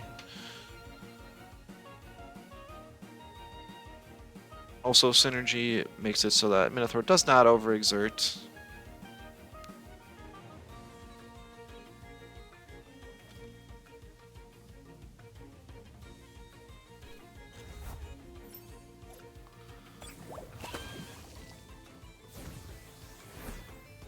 Tesla never... No, I was saying in a situation where the Volphy... well, I think you'd be surprised how much 4x resist or quarter damage moves can deal. Because let's say Tesla Prison normally does 20% to Volphy. A quarter of that's still 5%. Which really isn't unreasonable. Considering how bad that is. Hasty Lunge, burning the Gazuma again. It lives though, not after the burn, but it does live for now, and Minotaur actually OXs this time. But Gazuma doesn't even go for an attack, so the burn doesn't affect it. It goes for Sparks on the Nesla. Waterblade outspeeding the Volphy and finishing it off. Very good turn from Morgana. And now, because the Gazuma died, she also gets to bring in the Whiplump with Tornado off hold to threaten out the Mashuk. Yeah, I think Tornado's off hold, because I think HKS was used before. Mashuk not having any priority also, depending on how fast this Nesla is, a water... Oh. So Gyalis hits the field. Sharp Stabs is available, so it could finish off the Minotaur. Platimus's first turn on the field is now, so it does not have Aquatic up. If this is a fast enough Gyalis, we could see a Thunderstrike plus Crystal Bite just to take out the Platimus before it even gets to move. Oh, so my bad for expecting the Whiplump to come in. While its biggest threat is overexerted. So I suppose, yes, I was a little disappointed.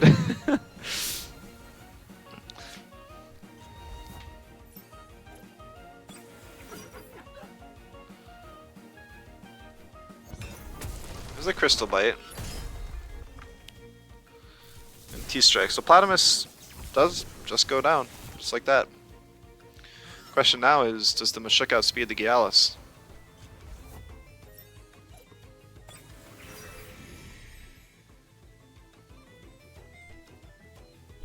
Platy's slower than Nesla. They may have gone for the Rotten Goo or something, predicting a hit on the Minotaur instead, because they wanted to some damage on the Nesla, because they didn't think a Wastewater would one-shot it. That would be my guess. I mean, at this point, I think you always just Sharp Stabs plus Aquatic the Minotaur, but I guess I don't know speed touring here. Uppercut on the Gyalis, doesn't kill. Sharp Stabs outspeeds.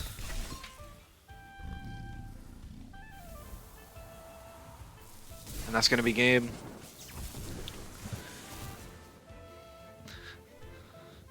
Nessa kills Minnow anyways. Yeah, I think it was just like hoping that Mashuk eats the Sharp Stabs. I don't know. Yeah, the ending was, I guess I was thinking it was a lot closer than it was. I think Morgana really handled this end game well. Kind of had things planned out from a few turns ahead. So it was really well played.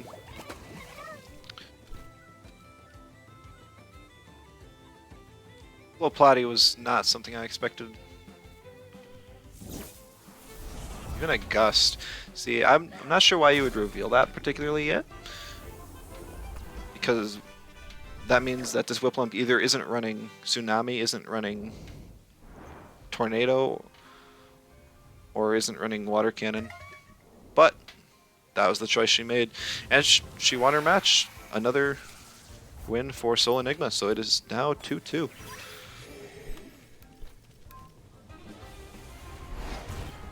So I know on Soul Enigma's side it is Red Moon and Morgana, both with 1 life. And on Turbi's Baguettes, only know that Tsubaki has a life left. I'm not sure who their 4th player is.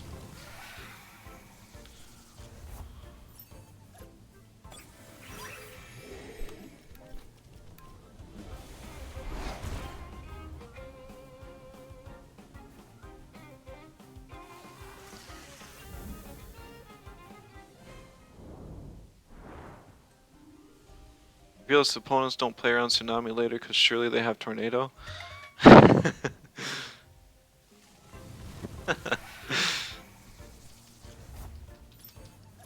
That would be funny, actually. That would be really funny.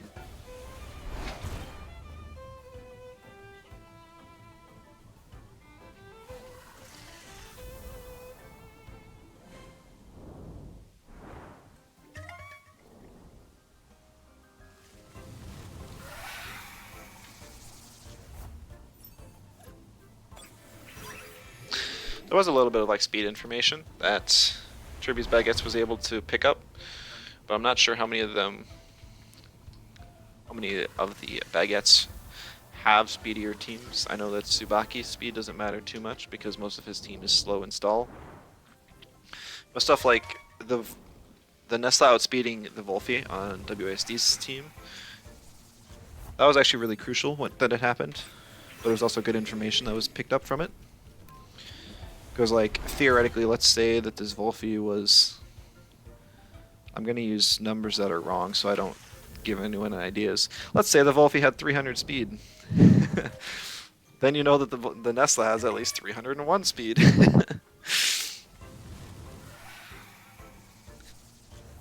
Yeah, neither of them reached 300s. That's always good information to pick up, though. Because you also know if a team is more heavily invested in speed, you know that they're sacrificing either HP or offense in order to do so.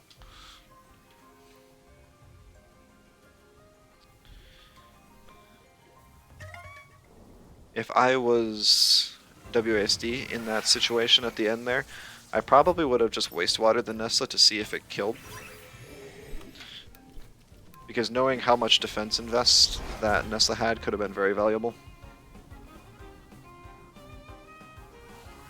Because if it would have died to the wastewater, then I wonder if that game would have gone a lot differently.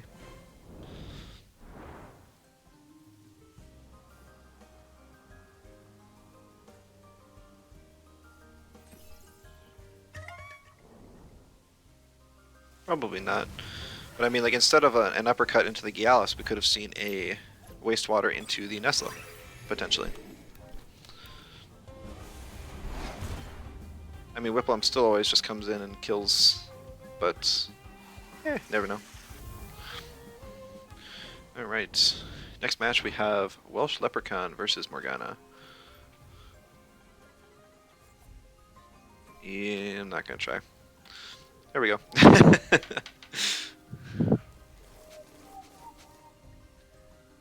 I feel like Welsh is another player that runs very similar teams.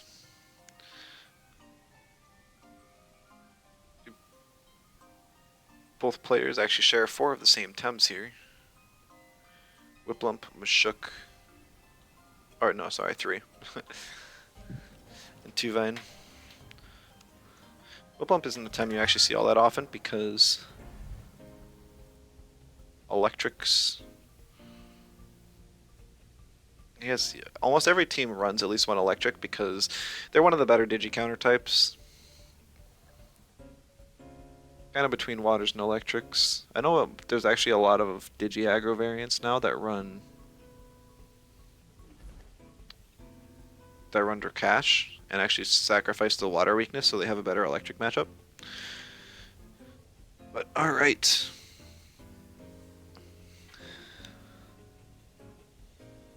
So the double water is actually kind of hurting Welsh, or triple water is actually hurting him because there's double electric on Morgana's side and also double toxic.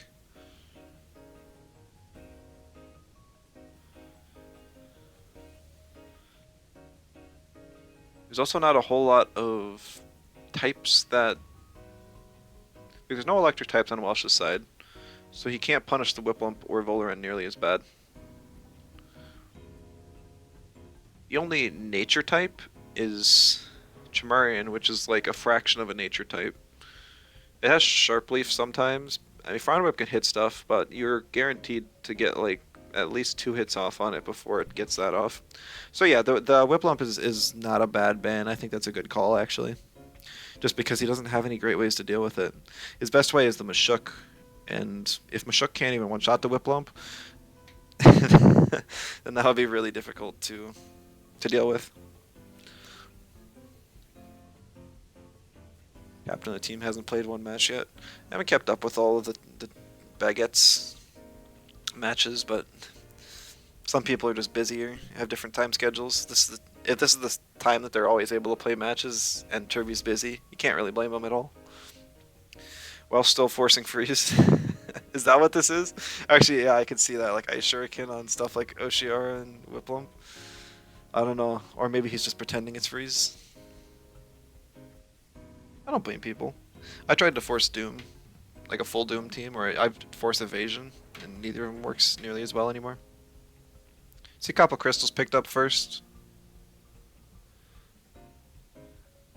Walsh is their captain? Oh. Really? I didn't know that. I guess I don't... Kind of just... I guess I got captain and, like, mascot mixed up. My bad. So is this Welsh's first match then? I mean, I don't know. Maybe I'm just missing the joke. I do that a lot when I'm just reading through text. I pick up a lot of social cues and stuff from actually hearing messages. Nonverbals help significantly.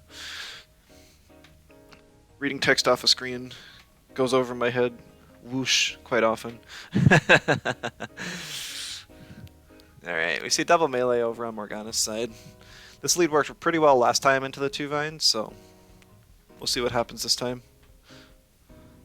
See double bird. Alright. It's a good thing Giel doesn't have heli kick anymore, otherwise this would be really brutal. Really rough for Welsh. So I find it funny, like every time, like in between the waiting matches between these, the wait times between matches, we always lose like 6 viewers. And the people kind of build up towards the end and then just leave. Sorry, that's just a streamer thing. Alright, we see Saipat and Chimerian banned out. I didn't catch which one was first, but it seems like 2 good bans. With Chimerian banned out, Nesla and Ukama are quite a bit more free on Morgana's side. Gazuma was as well. So that is now banned out. Welsh trying to deal with one of the electrics at least that frees up Whiplump and Oshiara a little bit more.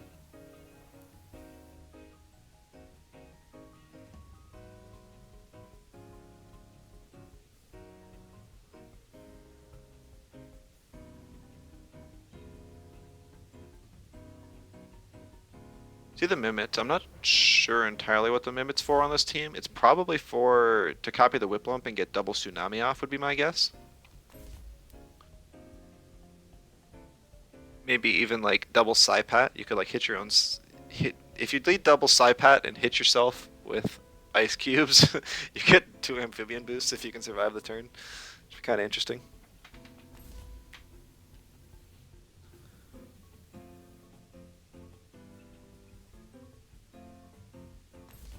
We do see the Whiplump picked up. It's really the only freeze option. I'm not sure what the build is on this Mimit. I'd assume it's like an HP speed Mimit because it's a mixed damage type. Could be wrong though. Maybe there's like H-slap on the 2 vine, or maybe it's even a striking Mimit. Like striking Mimit, while it did get pretty harshly nerfed, it's not like it's unviable now. I'd say based on the lead though, Morgana kind of has the lead. Well, no, it's pretty even because a stone ball onto the Gallus would hurt really bad, and a double Feather Gatling into the Mashuk would also be brutal.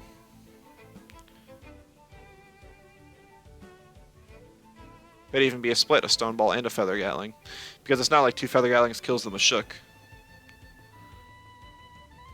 They know that from their previous players. 2 Vine swaps out there. Oh, Welsh is the first one to play chicken. And we see the Mashuk come in. Oh, and it may have been the correct play. See the Soil Steam on the Turok though. Is this a mirroring Gialis? I kind of don't remember. It is, so that does punish it a little bit, but Turok has such a huge health pool, it doesn't mind too much. Heli Kick still gets some chip damage on the Turok, but knowing that the Turok is faster than this Mashuk is big info, and also getting the right slot prediction for the Double Gash was huge. If that Double Gash went into the Turok, I think it would be dead by now, because of the mirroring plus the Heli Kick damage.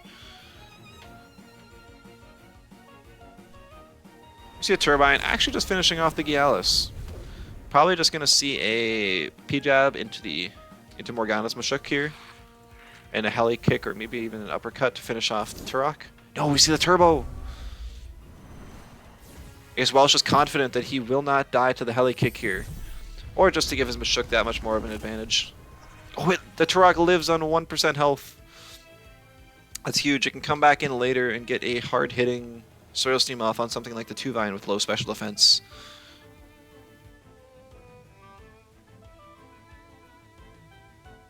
It might even give it enough speed to outspeed a Water Blade from Nesla, who knows. I'd be a bit surprised to see it stay in here though, because it's not going to be doing a whole lot. Although, it could be a free Feather Gatling onto the Mashuk, if it doesn't swap to 2 Vine. I think Volarand is a good play from Morgana though. It's able to threaten out the Mashuk a little bit, and even the Turok a little as well. Stoneball outspeed Water Blade? Nah. Gravel Bag Turoks really don't run Stoneball.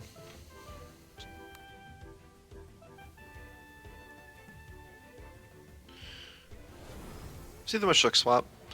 Guess not wanting to eat whatever's coming its way. Predicting a wind move. Turok does just stay in to Feathergat the Mashuk. A little surprising. See Volarand use Vigas, probably predicting Whiplump to come into the other slot, and just covering anyways. Morgana countering with her own turbo choreography. But the Whiplump is on the field now, and it has holds off of its wind moves. Depending on this Mashuk speed invest, it could still outspeed the Whiplump, but because it's a parry Mashuk, I want to say it's actually not going to outspeed. However, the Volarand might. It used Vigas. I think we saw from match 1 it was an aerobic Volarand.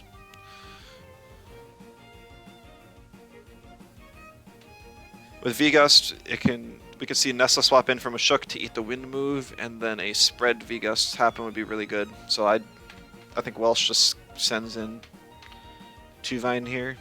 At least I would if I were him. And then CPG the Mashuk slot. Seems kind of free.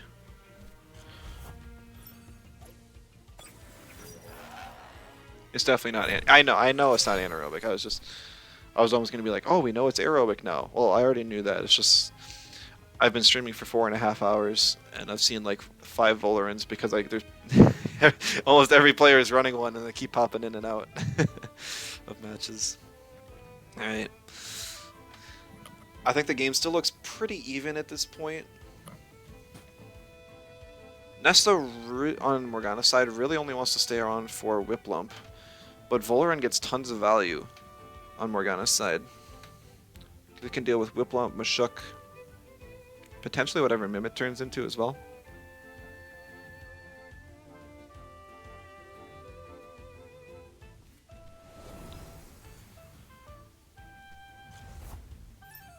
Pokemon is tired. It's not like I'm like tired. It's just more of a I've been here quite a while. It's just brain power kind of running low.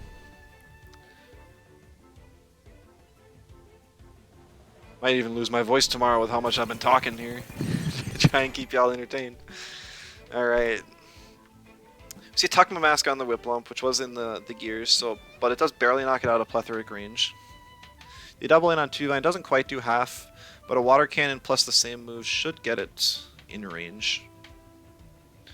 Are there games tomorrow? There are. I might not cover them. We'll see. We'll see.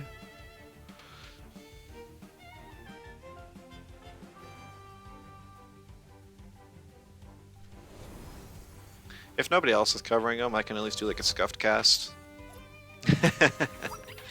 See the Mimic come in, which is actually stealing Morgana's 2-Vine, but still gives H-Slap synergy to Welsh's 2-Vine, which punishes the receptive 2-Vine. It's too much 2-Vine. That was a really good play though. Now Morgana's 2-Vine definitely dies to one more CPG.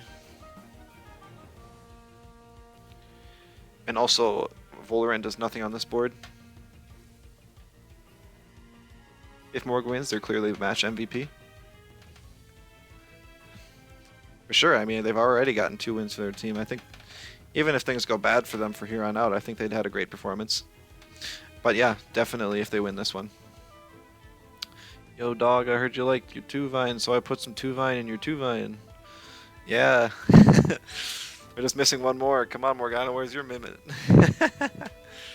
I still remember back when Grumper was still pretty uncommonly used, and the Water Lad, when he was on his his mono electric team, would mimic his Grumper, and occasionally, when I would like run Grumper, there would be triple Grumper boards, and it was really funny. 2-Vine, it's Twee-Vine.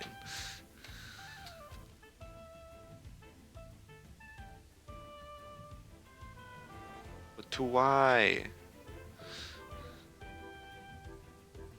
Yes, there's many good jokes to be said about the 2-Line.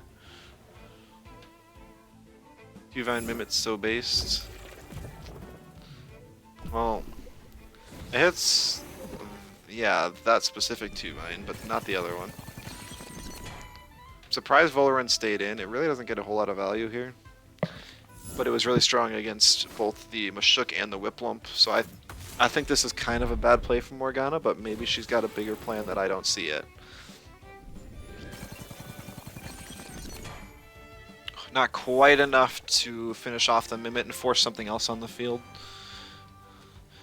Although the real 2-Vine on Welsh's side is running very low on stamina, worth noting.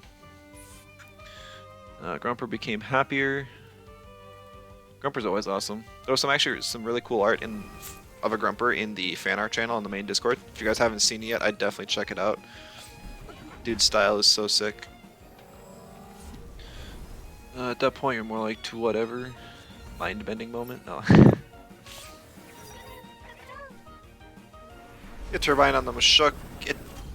It does eat it, but it doesn't like to. It does kind of put it in range to die to something real soon. Morgana, what's that emote called? Like tuckered out or something? Falls over. Unfortunate prediction for them.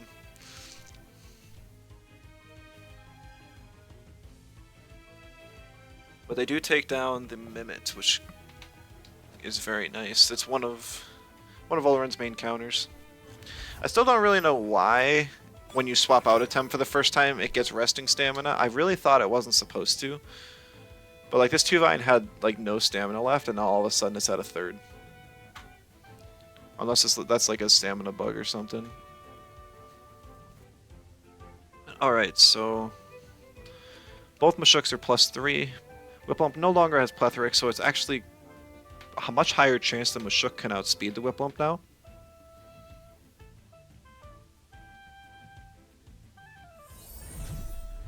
Welsh's Mashuk moves first, gets a helicopter kick, finishing off the 2-Vine because of the -2 defense it had earlier.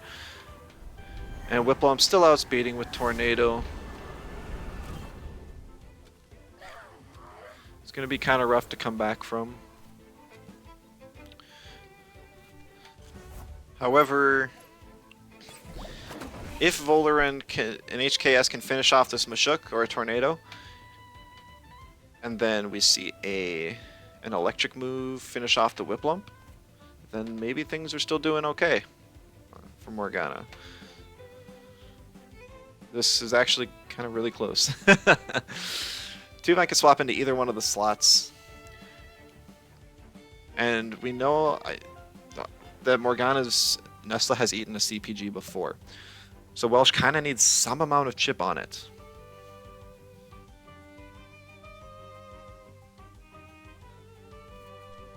See the hyperkinetic strike? Does it kill the Mashuk? It does, not even close.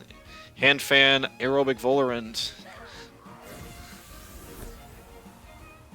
We see the Whiplump going for the Nesla, getting that ship, probably putting it in range to die to the Two-Vine. But Whiplump getting deleted as well.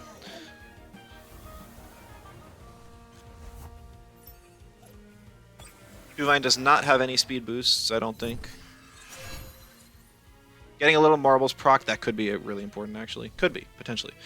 Volaran's -2. It will die to, like, any one hit. So basically, I'm assuming we're going to see an Aquatic Whirlwind and a Wind Burst, and then another HKS. And that needs to kill Two-Vine for Morgana to win. Or if Welsh decides to kill the Volaran first, it would have to be a Aquatic Windburst Waterblade, which I think is better. It's Turbo Two-Vine, might sack bulk for speed. Potentially, for sure. I don't know why a Turbo Two-Vine would really have camo though, because that wipes its speed raises when it swaps out, but you know, it's beyond me. Some people have bigger plans. See the V-Gust over the Windburst though. Very surprised to see that. Okay. Nesla does go down. That chip did matter. This health bar started going down really slow. Two-Vine's at 15%. I don't know why we didn't see a Wind Burst, because that would have increased HKS's damage just a little bit more if this Two-Vine lives on like 2%. It just goes down. Okay, it wasn't that close. But that was still really well played in the end by Morgana, coming through for her team. Possibly a sweep. So that brings Soul Enigma up to 3-2.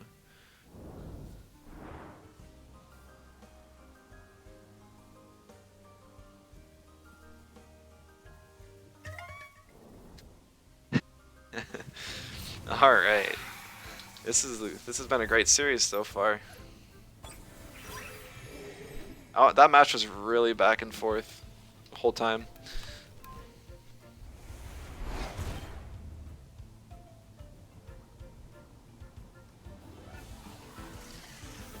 That was a good one for sure. There were so many plays throughout the entire match that just flipped it. I couldn't even give like any post commentary. I mean, Morgana played it really well, saving the Nesla for a later time to deal with the Whiplump and the Two-Vine that has obviously lower special defense than defense. And then also just conserving the Volarand, or at least something fast enough to be able to deal with the Mashuk after its turbo was very good as well.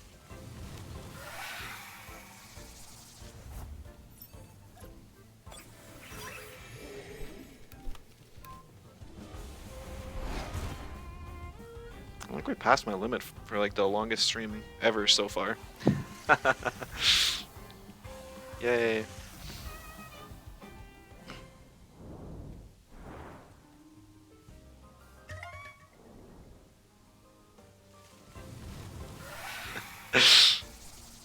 Morgana sending a meme. Looks like she's barely hanging in there. She's doing well. She's done really well though.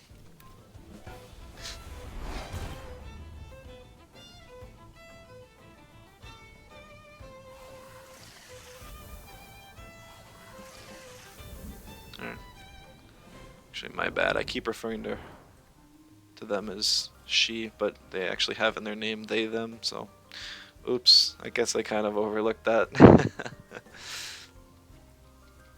Hopefully I can correct myself.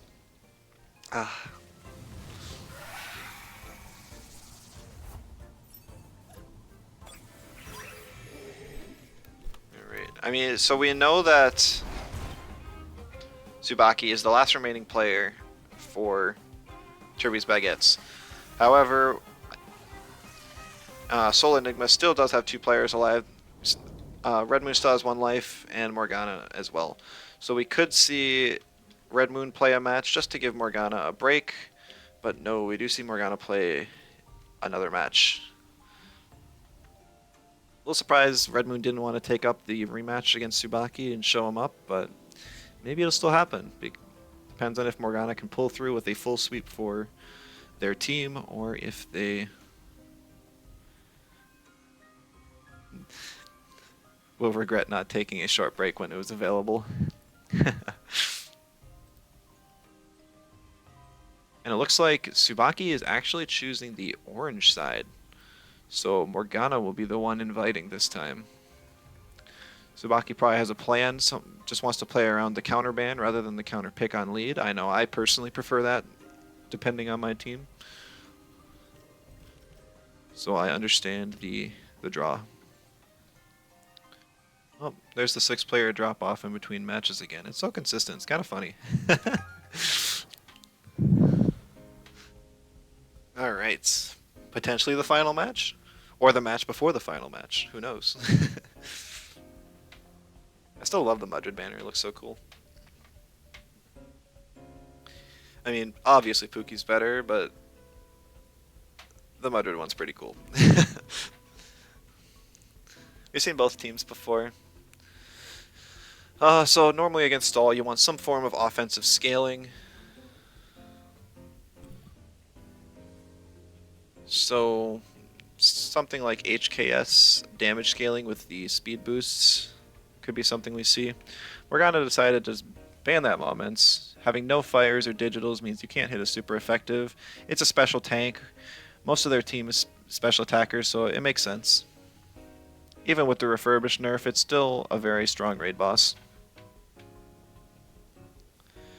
I don't think we've seen P-Jab revealed from this Mushuk yet, but that would be a good option if they're running it. I don't think we saw H-Slap on this 2-Vine yet either. When we saw it last game, the Mimit one was just to give synergy. I don't think we actually saw it use H-Slap. The 2-Vine does get banned though.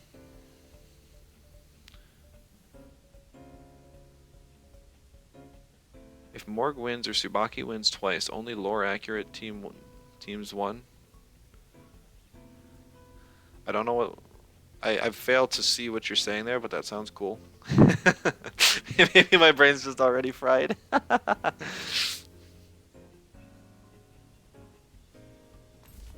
Alright. See Nesla picked up first. Kind of surprising because there's both a 2-Vine and an Yggdrasil just waiting to be picked. And with no fires, you can't counter both at the same time.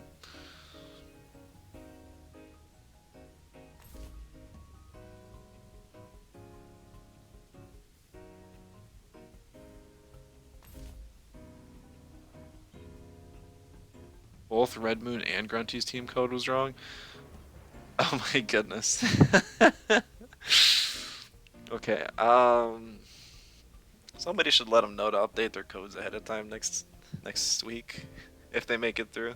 I actually don't know the standings super well. that's kind of jank. Oh, okay, so we see the Scaravolt and Yggdrasil lead.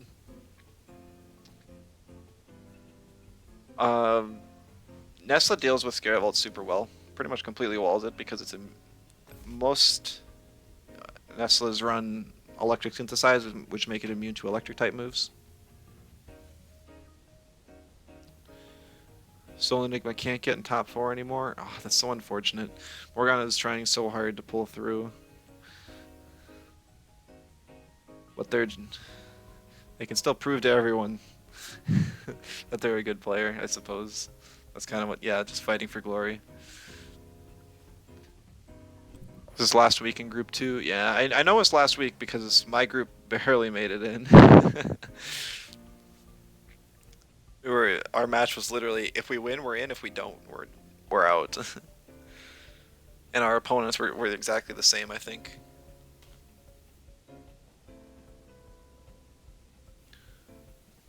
Alright, we saw them a Shook Band on Morgana's side, so sacrificing the offensive scaling, or Tsubaki banning out the potential offensive scaling, which makes a lot of sense. We did see a Sparks from this Gazuma earlier, so there is some scaling there as well, but Sparks is a lot slower than the defense drops from P-Jab or H-Slap. Oh, that's right, Nuts, you were our opponents. I remember that. Yeah, we were sweating the whole time.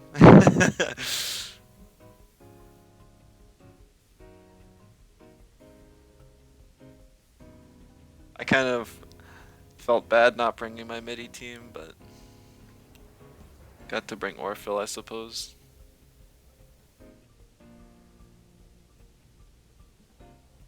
You're in, but only if Adora loses 4-1. Oh, gotcha. Well, I'm a caster, so I can't really have preferences on other teams. But I may or may not be rooting for you.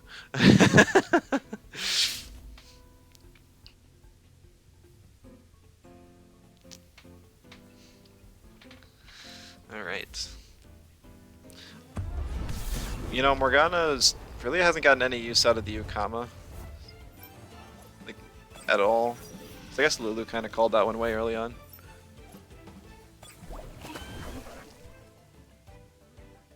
The Marbles value. Marbles is really nice against stall teams because they kind of mess up stamina rotations and also get chip damage when defensives are high.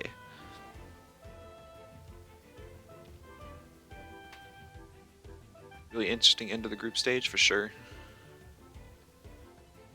You're a ref organizing a whole bunch in your bias. Come on, you never know when Crumb is watching.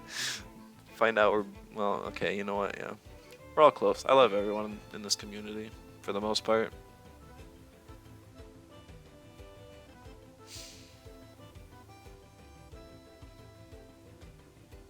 Turn one's kind of rough.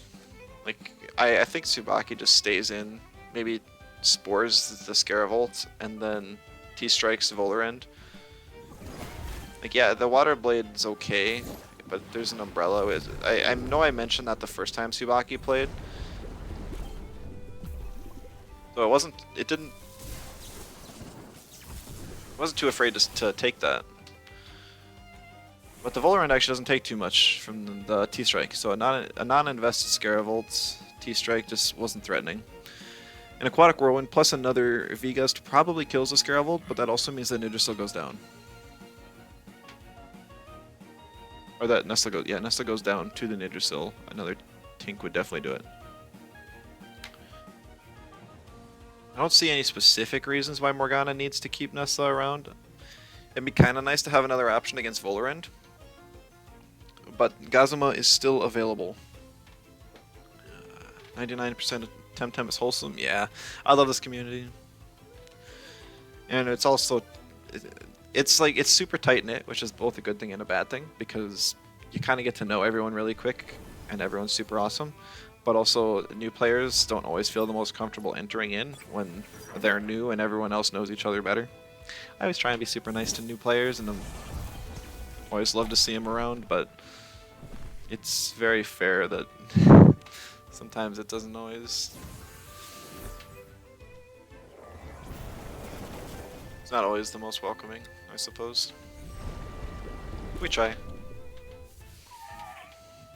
Tink does take out the Nestla. We see a Gust onto the Nidrissil to trap it in.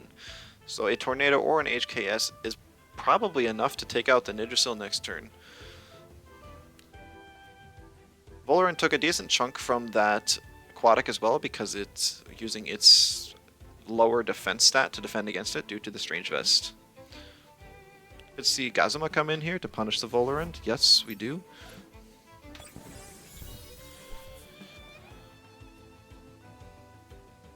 Maybe Karin comes in here to punish the Volarend for using a high stamina cost move. And also to take the Tesla Prison. Would not be surprised to see that.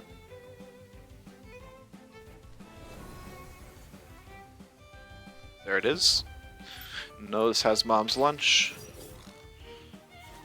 And I'm sure Vola OX is here, which gives a lot of space to... Oh, it doesn't kill! Does the Gazuma double into the slots?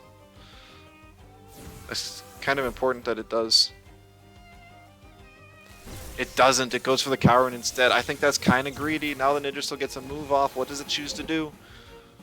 Toxic Inks to Gazuma. That's a lot of damage on Gazuma that it didn't need to take at all.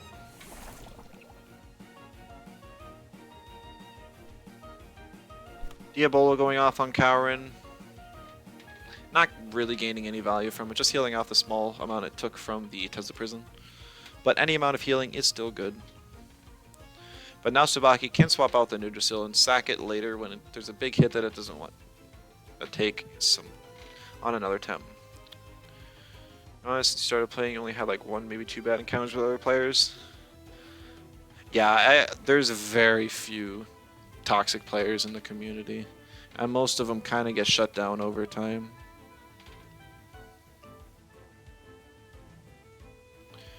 Largely the community is super nice. Comp chat can get kind of heated and sketch sometimes, and but overall everyone has good intentions. Everyone just wants the best for the game and is suggesting stuff to create that. So we just see a Tesla Prison now. Actually decent damage on the Yowler. Must be decent invest on this Gazuma.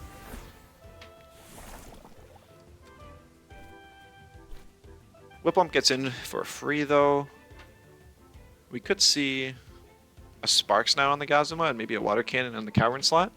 But Volarend and Nidrasil are still alive to eat hits whenever. Now Corrin gets a Roar off, that's true. And with Nestle gone and health sacrificed on Gazuma, Volarend is looking scarier and scarier for Morgana.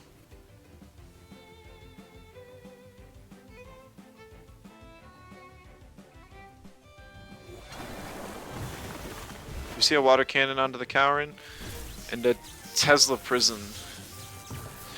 So Morgana playing very safe, predicting a possible swap there and kind of getting punished for it. Savage Suplex onto the Gazuma. It lives, it lives. However, one more hit of anything and it's going down. But now that it has -2 special attack, it's much less threatening.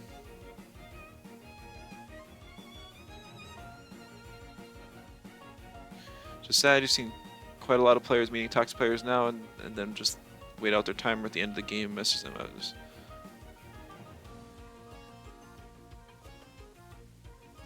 That's a lot. But yeah, I haven't, on ladder, I hardly ever encounter toxic players. I feel like because Temtem has like a strong competitive scene to it, a lot of players come here from games like League or League. I don't know what other games have toxic communities, but I'm sure that there's a lot of them. And they just kind of, they don't know much else than just expressing their emotions through toxicity. And so it's just kind of what they're used to and what they continue to do, and they don't handle losing nearly as well.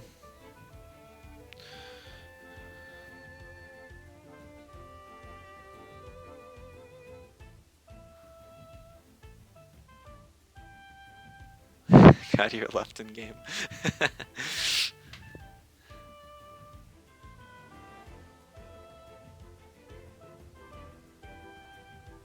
Also, your in-game chat doesn't work. Yeah, I've heard that from a few people. Can be really nice and really unfortunate depending on who you ask. See Scaravol come back in. Since Whiplump has -2 special attack, I'm curious to see if Scaravol lives a double in. Probably because the umbrella. Most of the time he's nice, yeah. Yeah, people just have bad days sometimes. If you saw me earlier after my 4 matches when I lost to a Frond Whip and Turbo Attack Zalbian, you probably would have thought I was a little toxic. Maybe forgetting the umbrella or forgetting the special attack drop, but Scaravolt living and getting the T-Strike off to barely kill the Whiplump. think that might seal the deal this game. Whip Bump was really important to deal with the Cowrin and a nice option to deal with Yowler. And losing a full Tem's worth of HP in one hit to a stall team is super unfortunate, a really bad loss. If this Gallus had holds off and was able to Crystal Bite, I think things would have gone differently, but that just was not the case here. We could see something like another Double Gash on Scaravolt and maybe something on Yowler just to start chipping it down. Cowrin probably dies to a hook kick or maybe even like an HKS.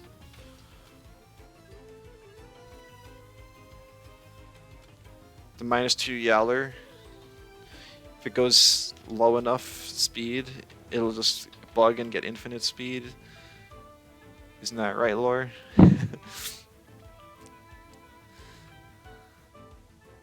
Work full sweep would have been fun to see. Yeah, full sweeps are always cool if they happen. We see that they go for the Toxic Plume to try and finish off the Scaravolt, and okay. Looks like they were just doing it to lower the attack on the Yowler, because they still went and did the C-Bite on the Scaravolt.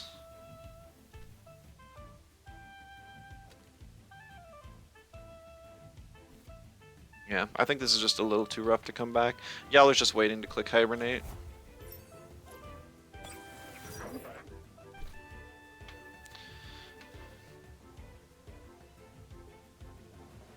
Bullrun dies in one Savage Suplex, and Gallus has nowhere near enough stamina to continue.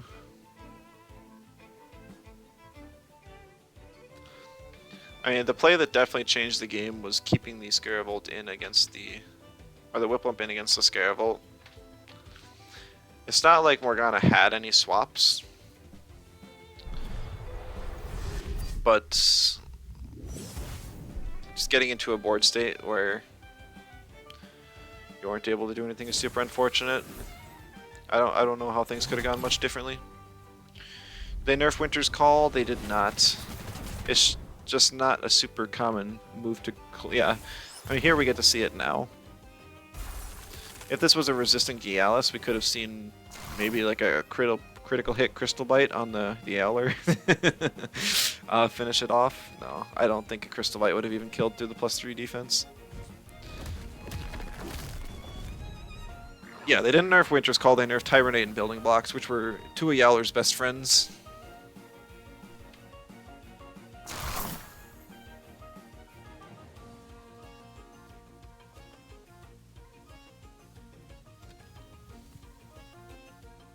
Hibernate got nerfed. Yep, the stamina regen. Oh, looks like we get to see the Crystal Bite would not have killed the Yowler, so just for fun, they clicked it. I appreciate that, because I was curious how close it would have been. And +3 Savage Suplex to end off the game. GG's. Morgana had a great series, playing through and beating 3 of Turbi's Baguettes players.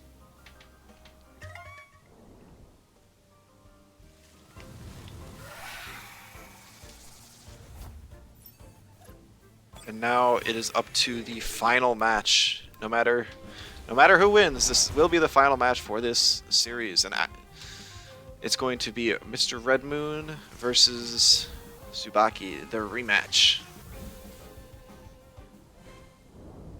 Red Moon, so it's on the side of Soul Enigma, did lose the last match, so that means that he will get to pick the side.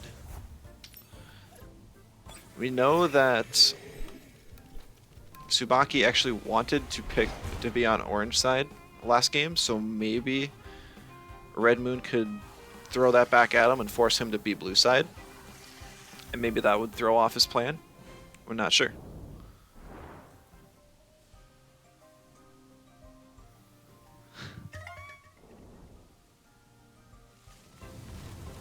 Reverse mind game sweep.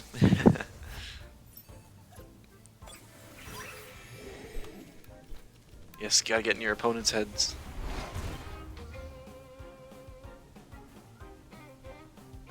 We know that there are a lot of potential damage scaling, or like stat scaling options on Red Moon's team. So Wouldn't be surprised if he could pull out a win here. I think he's got a decent matchup, but he does have to play well and stay cool, which can be really difficult because it's kind of high stress. I mean, just because like your whole team's like, come on, you got this, and it's like 3-on-3.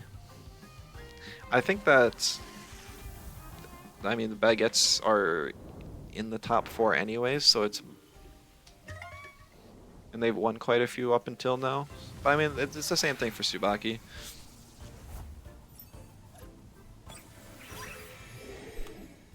Okay. So we do see that Red Moon throws it back at him and makes Tsubaki send the invites. So we'll get to see how that may affect the game. There it is. Okay.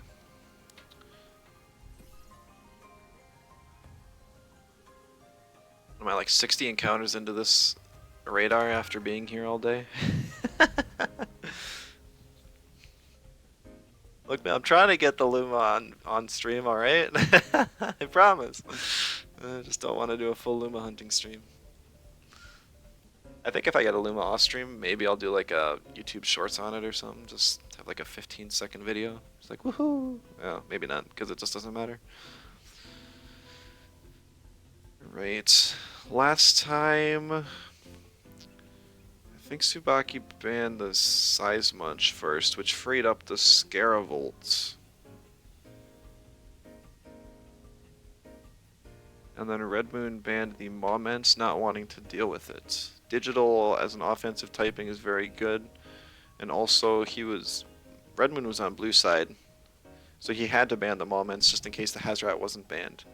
But now the Size Munch is banned. He can punish Tsubaki banning the Scaravolt, which was the main reason why I think Tsubaki wanted to ban the Size Munch. And Red Moon doesn't have to ban the Moments because Hazrat's still available. But that also means he has to pick it into this lead.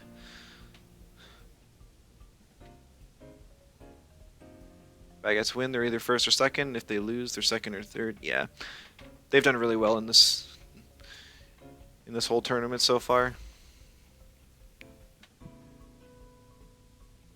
Yeah. We see the Cowrin first, probably to threaten out the Hazrat. We don't see the Hazrat pick. That means Moments is so free here. I think that's kind of like a really important misplay on Red Moon's side.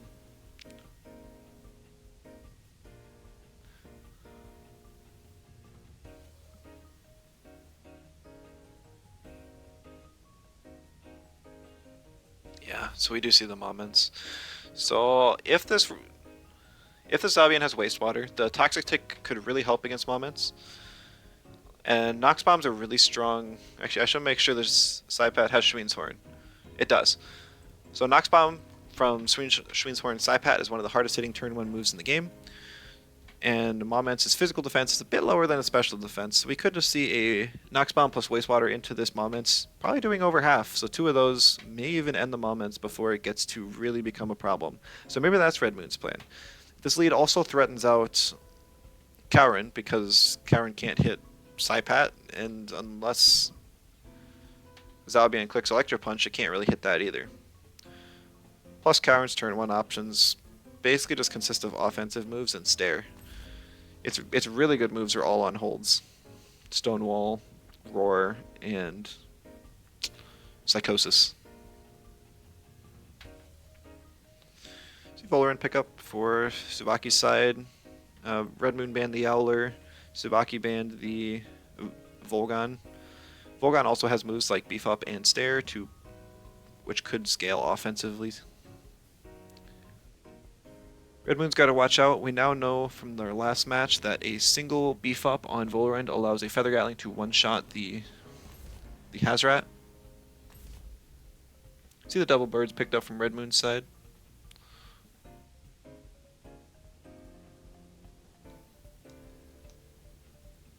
Hello, Lightcube, welcome. You're coming back to a very intense match, but this is also going to be the last one because I've been streaming for 5 hours. All the content will be on YouTube in a few days, though, if you wanted to catch up on anything.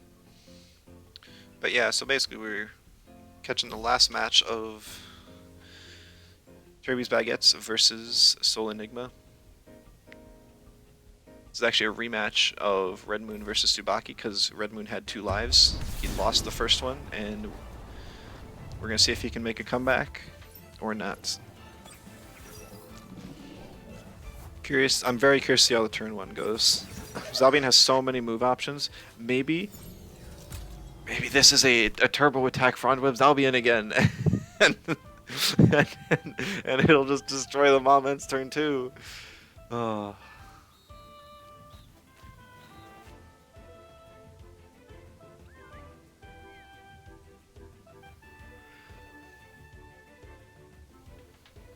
Okay. Zalbian doesn't have any turn 1 digital attacks that are worth anything. It'd be really funny to see Mechanical Heat here, but just see the Nox Bomb onto the Moment. Oh no, onto the Cowrin? Okay. And the Wastewater onto the Moments. Yeah. Moment's super tanky, doesn't do a whole lot of damage to it. See a Plasma Beam and a Synergy Stone Ball because they changed that to digital for some reason. Actually doing significant damage to Zalbian. It heals a little bit back thanks to the nut bar, but overall still very threatening. One more Plasma Beam would take out the Zalbian. We'll see if Red Moon plays around that at all, or if he just sacks the Zalbian for more damage on the Moments. Cowrin can't really stay in because it'll die to another move from Psypat, and it also wants to swap out to come back in later with more value with Mom's Lunch. Remember when Mom's Lunch didn't get seized? Yeah.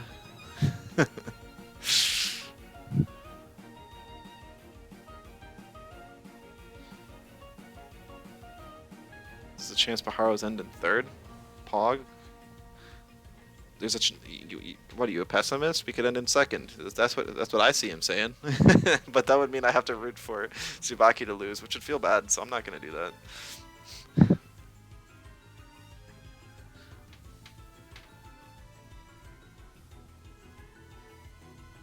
I mean, like, as of right now, things are pretty even, I'd say. Red Moon probably wants to click Nichosai here on the Cowrin, just to cover for swaps, but at the same time, because of Skull Helmet, it might actually survive. So it's kind of a bit risky there.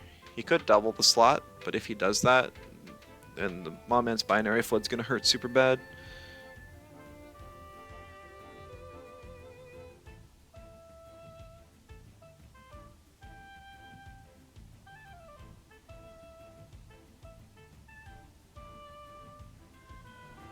It's like Red Moon's burning through his. Well, actually, I don't know if it's Tsubaki or Red Moon burning through their timer. I know Tsubaki likes to think, or put a lot of thought into each one of his decisions. He was one of the biggest losers when it came to the nerf to reserve time. So it was really unfortunate for him that they did that. You just see the Nox Bomb onto the Piranha. It's really not doing a whole lot. We see the Crystal Bite on the 2-Vine. I guess that's probably the strongest single damage interval that Red Moon has on the Zalbian. So he just wanted to deal as much damage as possible. I think the Wastewater after the Toxic Tick still would have done more, but this covers for swaps a little bit better. Maybe predicting the Volarend to come in. So that was a pretty good safe play. Psypat's not even scared on this board, but it is running low on stamina thanks to the turn 1 Mom's Lunch from the Cowrin.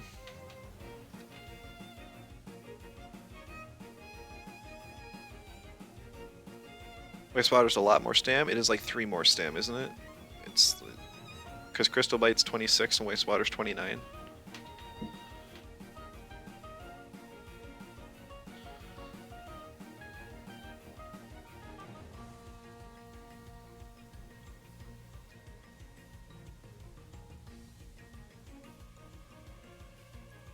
That was 25 for Bite? No, it's 26. I can't even think of any moves that have 25 stamina off the top of my head. It's actually kind of weird. Everything avoids 25 stamina. Like Haito's 24, Nicho's 26. Microwaves? Okay, that's fair. You would know that as a Digi player. I guess I've been using Chromion, but still, yeah. See a 2-2 come in here. Gets tag team, which is kind of nice. Piranha gets a little bit of marbles value. We see another Nox Bomb. Goes on to the 2-Vine. See Ultrasound. The Psypat was faster than the Ultrasound, so that was really good news for Red Moon. Had he been slower, that would have been a big OX on the Psypat that he didn't want to take.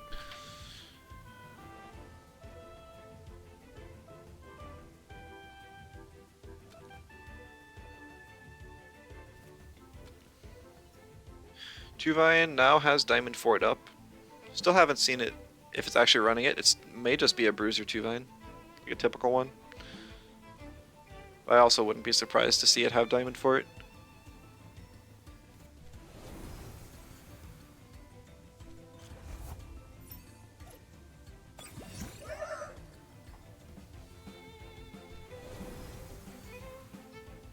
Tuvine swaps out, goes to Volorend. Not quite sure about that play, but I guess he needed some. D at the high toe, and Volorend was just the best option because of the Strange Vest. And Revitalize puts it back up to 100%, so I guess that was a really good play. Prodding it with Patient makes it so it doesn't really lose any stamina off that. But Zabian does get up back on the field for free, which is unfortunate for Tsubaki.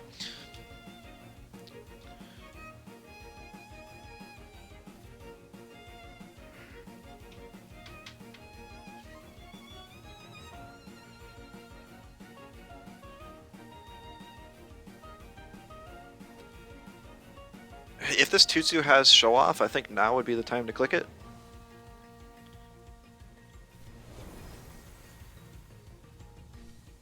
See a 2-Vine come back in. See another Ultrasound.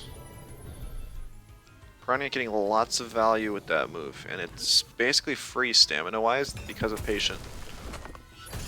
Zalbian just gets another Crystal Bite off. It actually doesn't OX. 2-2 able to Synergy Humiliating Slap off of the Attack T Crystal Bite. I have not seen that tech used before, that's really cool. However, it's really unfortunate for Red Moon that it didn't kill the 2-Vine.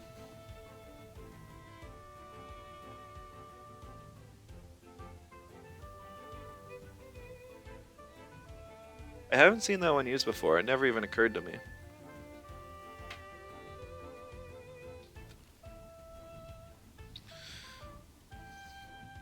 Although 2-2 barely OXing off that does hurt pretty bad. See 2-Vine swap though, so maybe 2-2 just rests. We see a Turbine on Zalbian. Maybe using a cheaper move to try and avoid the knockout. Nope, it's just ended its own life. Rip Zalbian. That might be good though, because if you keep swapping around... No, I think a swap definitely would have been better there, because Piranha, I don't think he ever attacks there. This Piranha is literally just gonna rotate Ultrasound and Revitalize for as long as it's able to. It's probably why this Piranha has marbles. It punishes all the swaps that it forces. This would be a great time for Red Moon to heat up on Hazrat if he has it.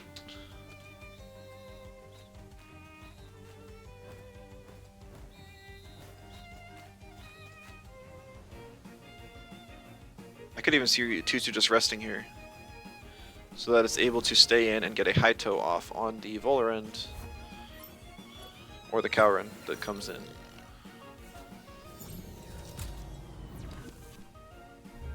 The Mom's Lunch and the Ultrasound combo gets rid of Hazrat's fake beard and gives it exhaust at the same time.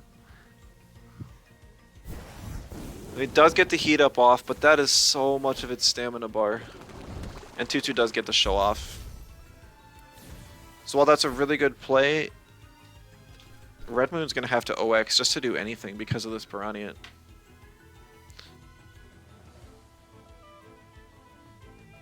Since we know the Cowren isn't Scavenger, it might be the play just to double into the Piranha here. Just to get rid of the thing so he can actually play with stamina again. And Tsubaki... Not sure. Like, Cowern doesn't get a whole lot of value outside of Hazret. It should have Psychosis up. So I could see it using Psychosis on something. I'm not sure what, though.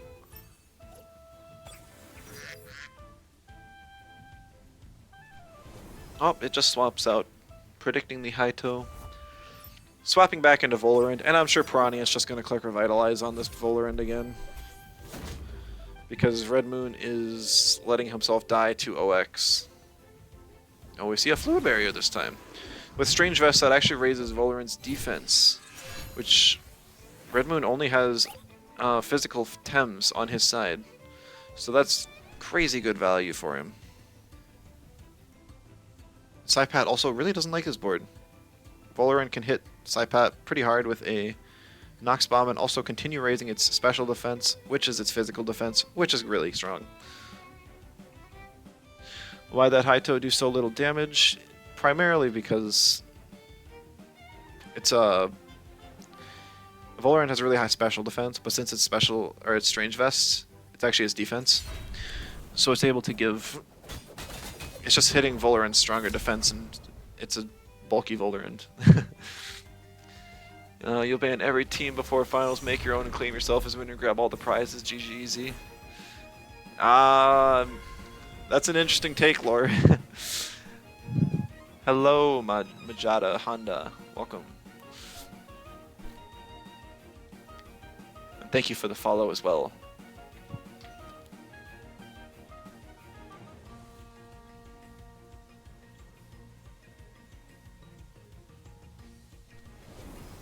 Saipat swaps here.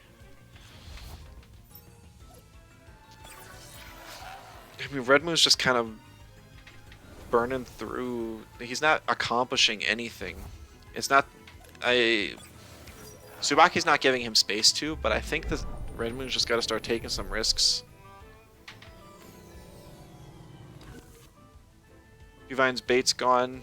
He's able to avoid the exhaust at least a little bit. Future getting an H-slap off, but the low health 2-Vine comes in to eat it, so it's not super valuable.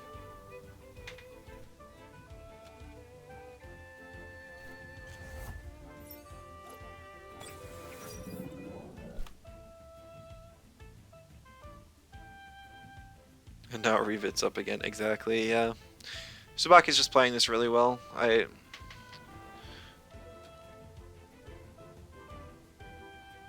I think the lead didn't give him enough space, and then as soon as Piranha hit the field, he's just been struggling to catch up, and the Piranha's not allowing him to.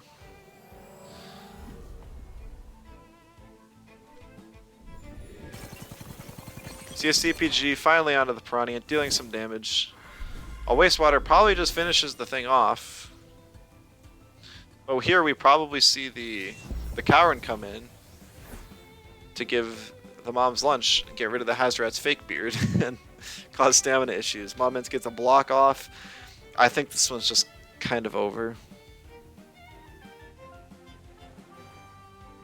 It's really unfortunate for Red Moon. But Tsubaki just played super well. Didn't give Red Moon any space to breathe. And I'm not seeing any great ways of how he can come back. Yep, here's the Mom's Lunch. The ultrasound making the Hazrat lose 75% of its stam just to click a move. Hopefully it's a Wastewater on the Piranha. It is. This needs to kill, which it does. So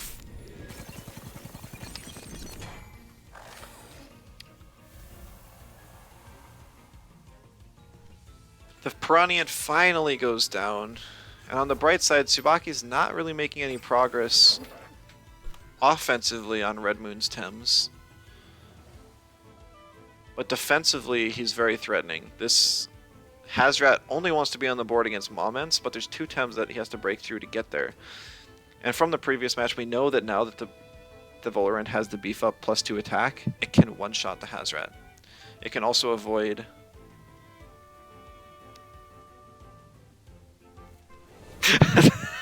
Hello, Genesect. Welcome.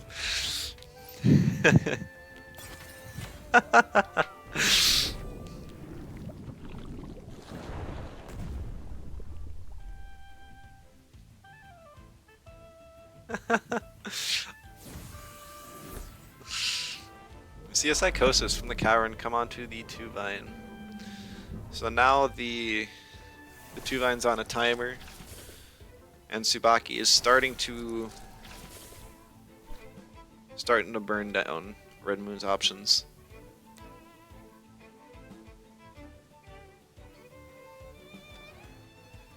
The cavern doesn't want to take the Haito that Tutu could have for it, but at the same time, Moments is real free to swap in. And Cavern swapping out is kind of nice because it's able to come back in later with Mom's Lunch. So maybe Red Moon will opt to maybe use Turbine on the Volorend and then Haito, just so we can get 2 hits off on the same turn. The 2/2 is +2, so it's not like it's completely ignorable. We know from other hits that the Volorend takes like 30% from Haito. Yep, there's the Moments coming in, no surprises there.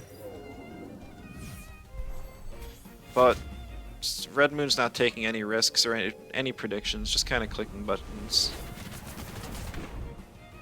You really don't need damage on the Moments right now. You kind of want to create an endgame where you can force the Moments and the Hazrat together. You want to damage on the Volorend, so you could kind of just double that slot for the rest of the game. But instead, the Volorend lives, it takes down the 2/2, and I don't see any way for Red Moon to come back now.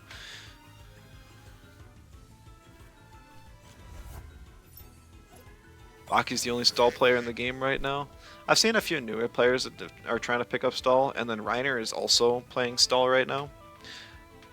I think he's getting kind of mixed results though. Stall just takes advantage of people not having, like, people just don't prepare for it at all. But yeah, Stall's in a really rough spot. Game just doesn't want stall players to exist. Yeah, that's definitely the general consensus of the players.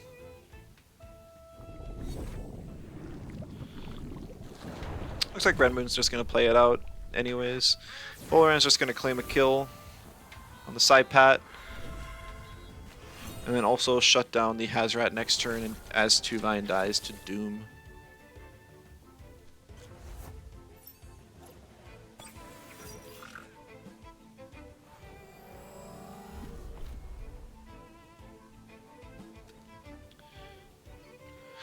I believe it was Toxic Farewell Hazrat. I mean, if Red Moon doesn't forfeit here, we'll get to see the little animation thing I was talking about earlier. Maybe? No, we won't, because nothing dies. Yeah, he just attacks the Volorend. If he attacked the Moments, I guess we could have seen it.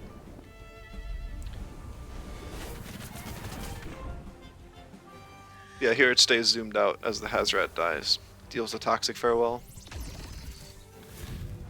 And that is game. GG's, well played to both teams.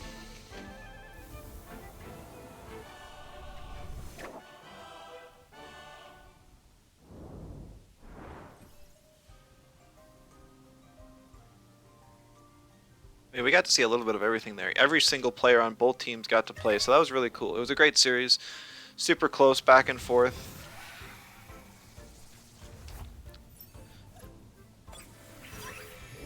I am pretty burnt out. But this was fun. I hope you guys enjoyed too.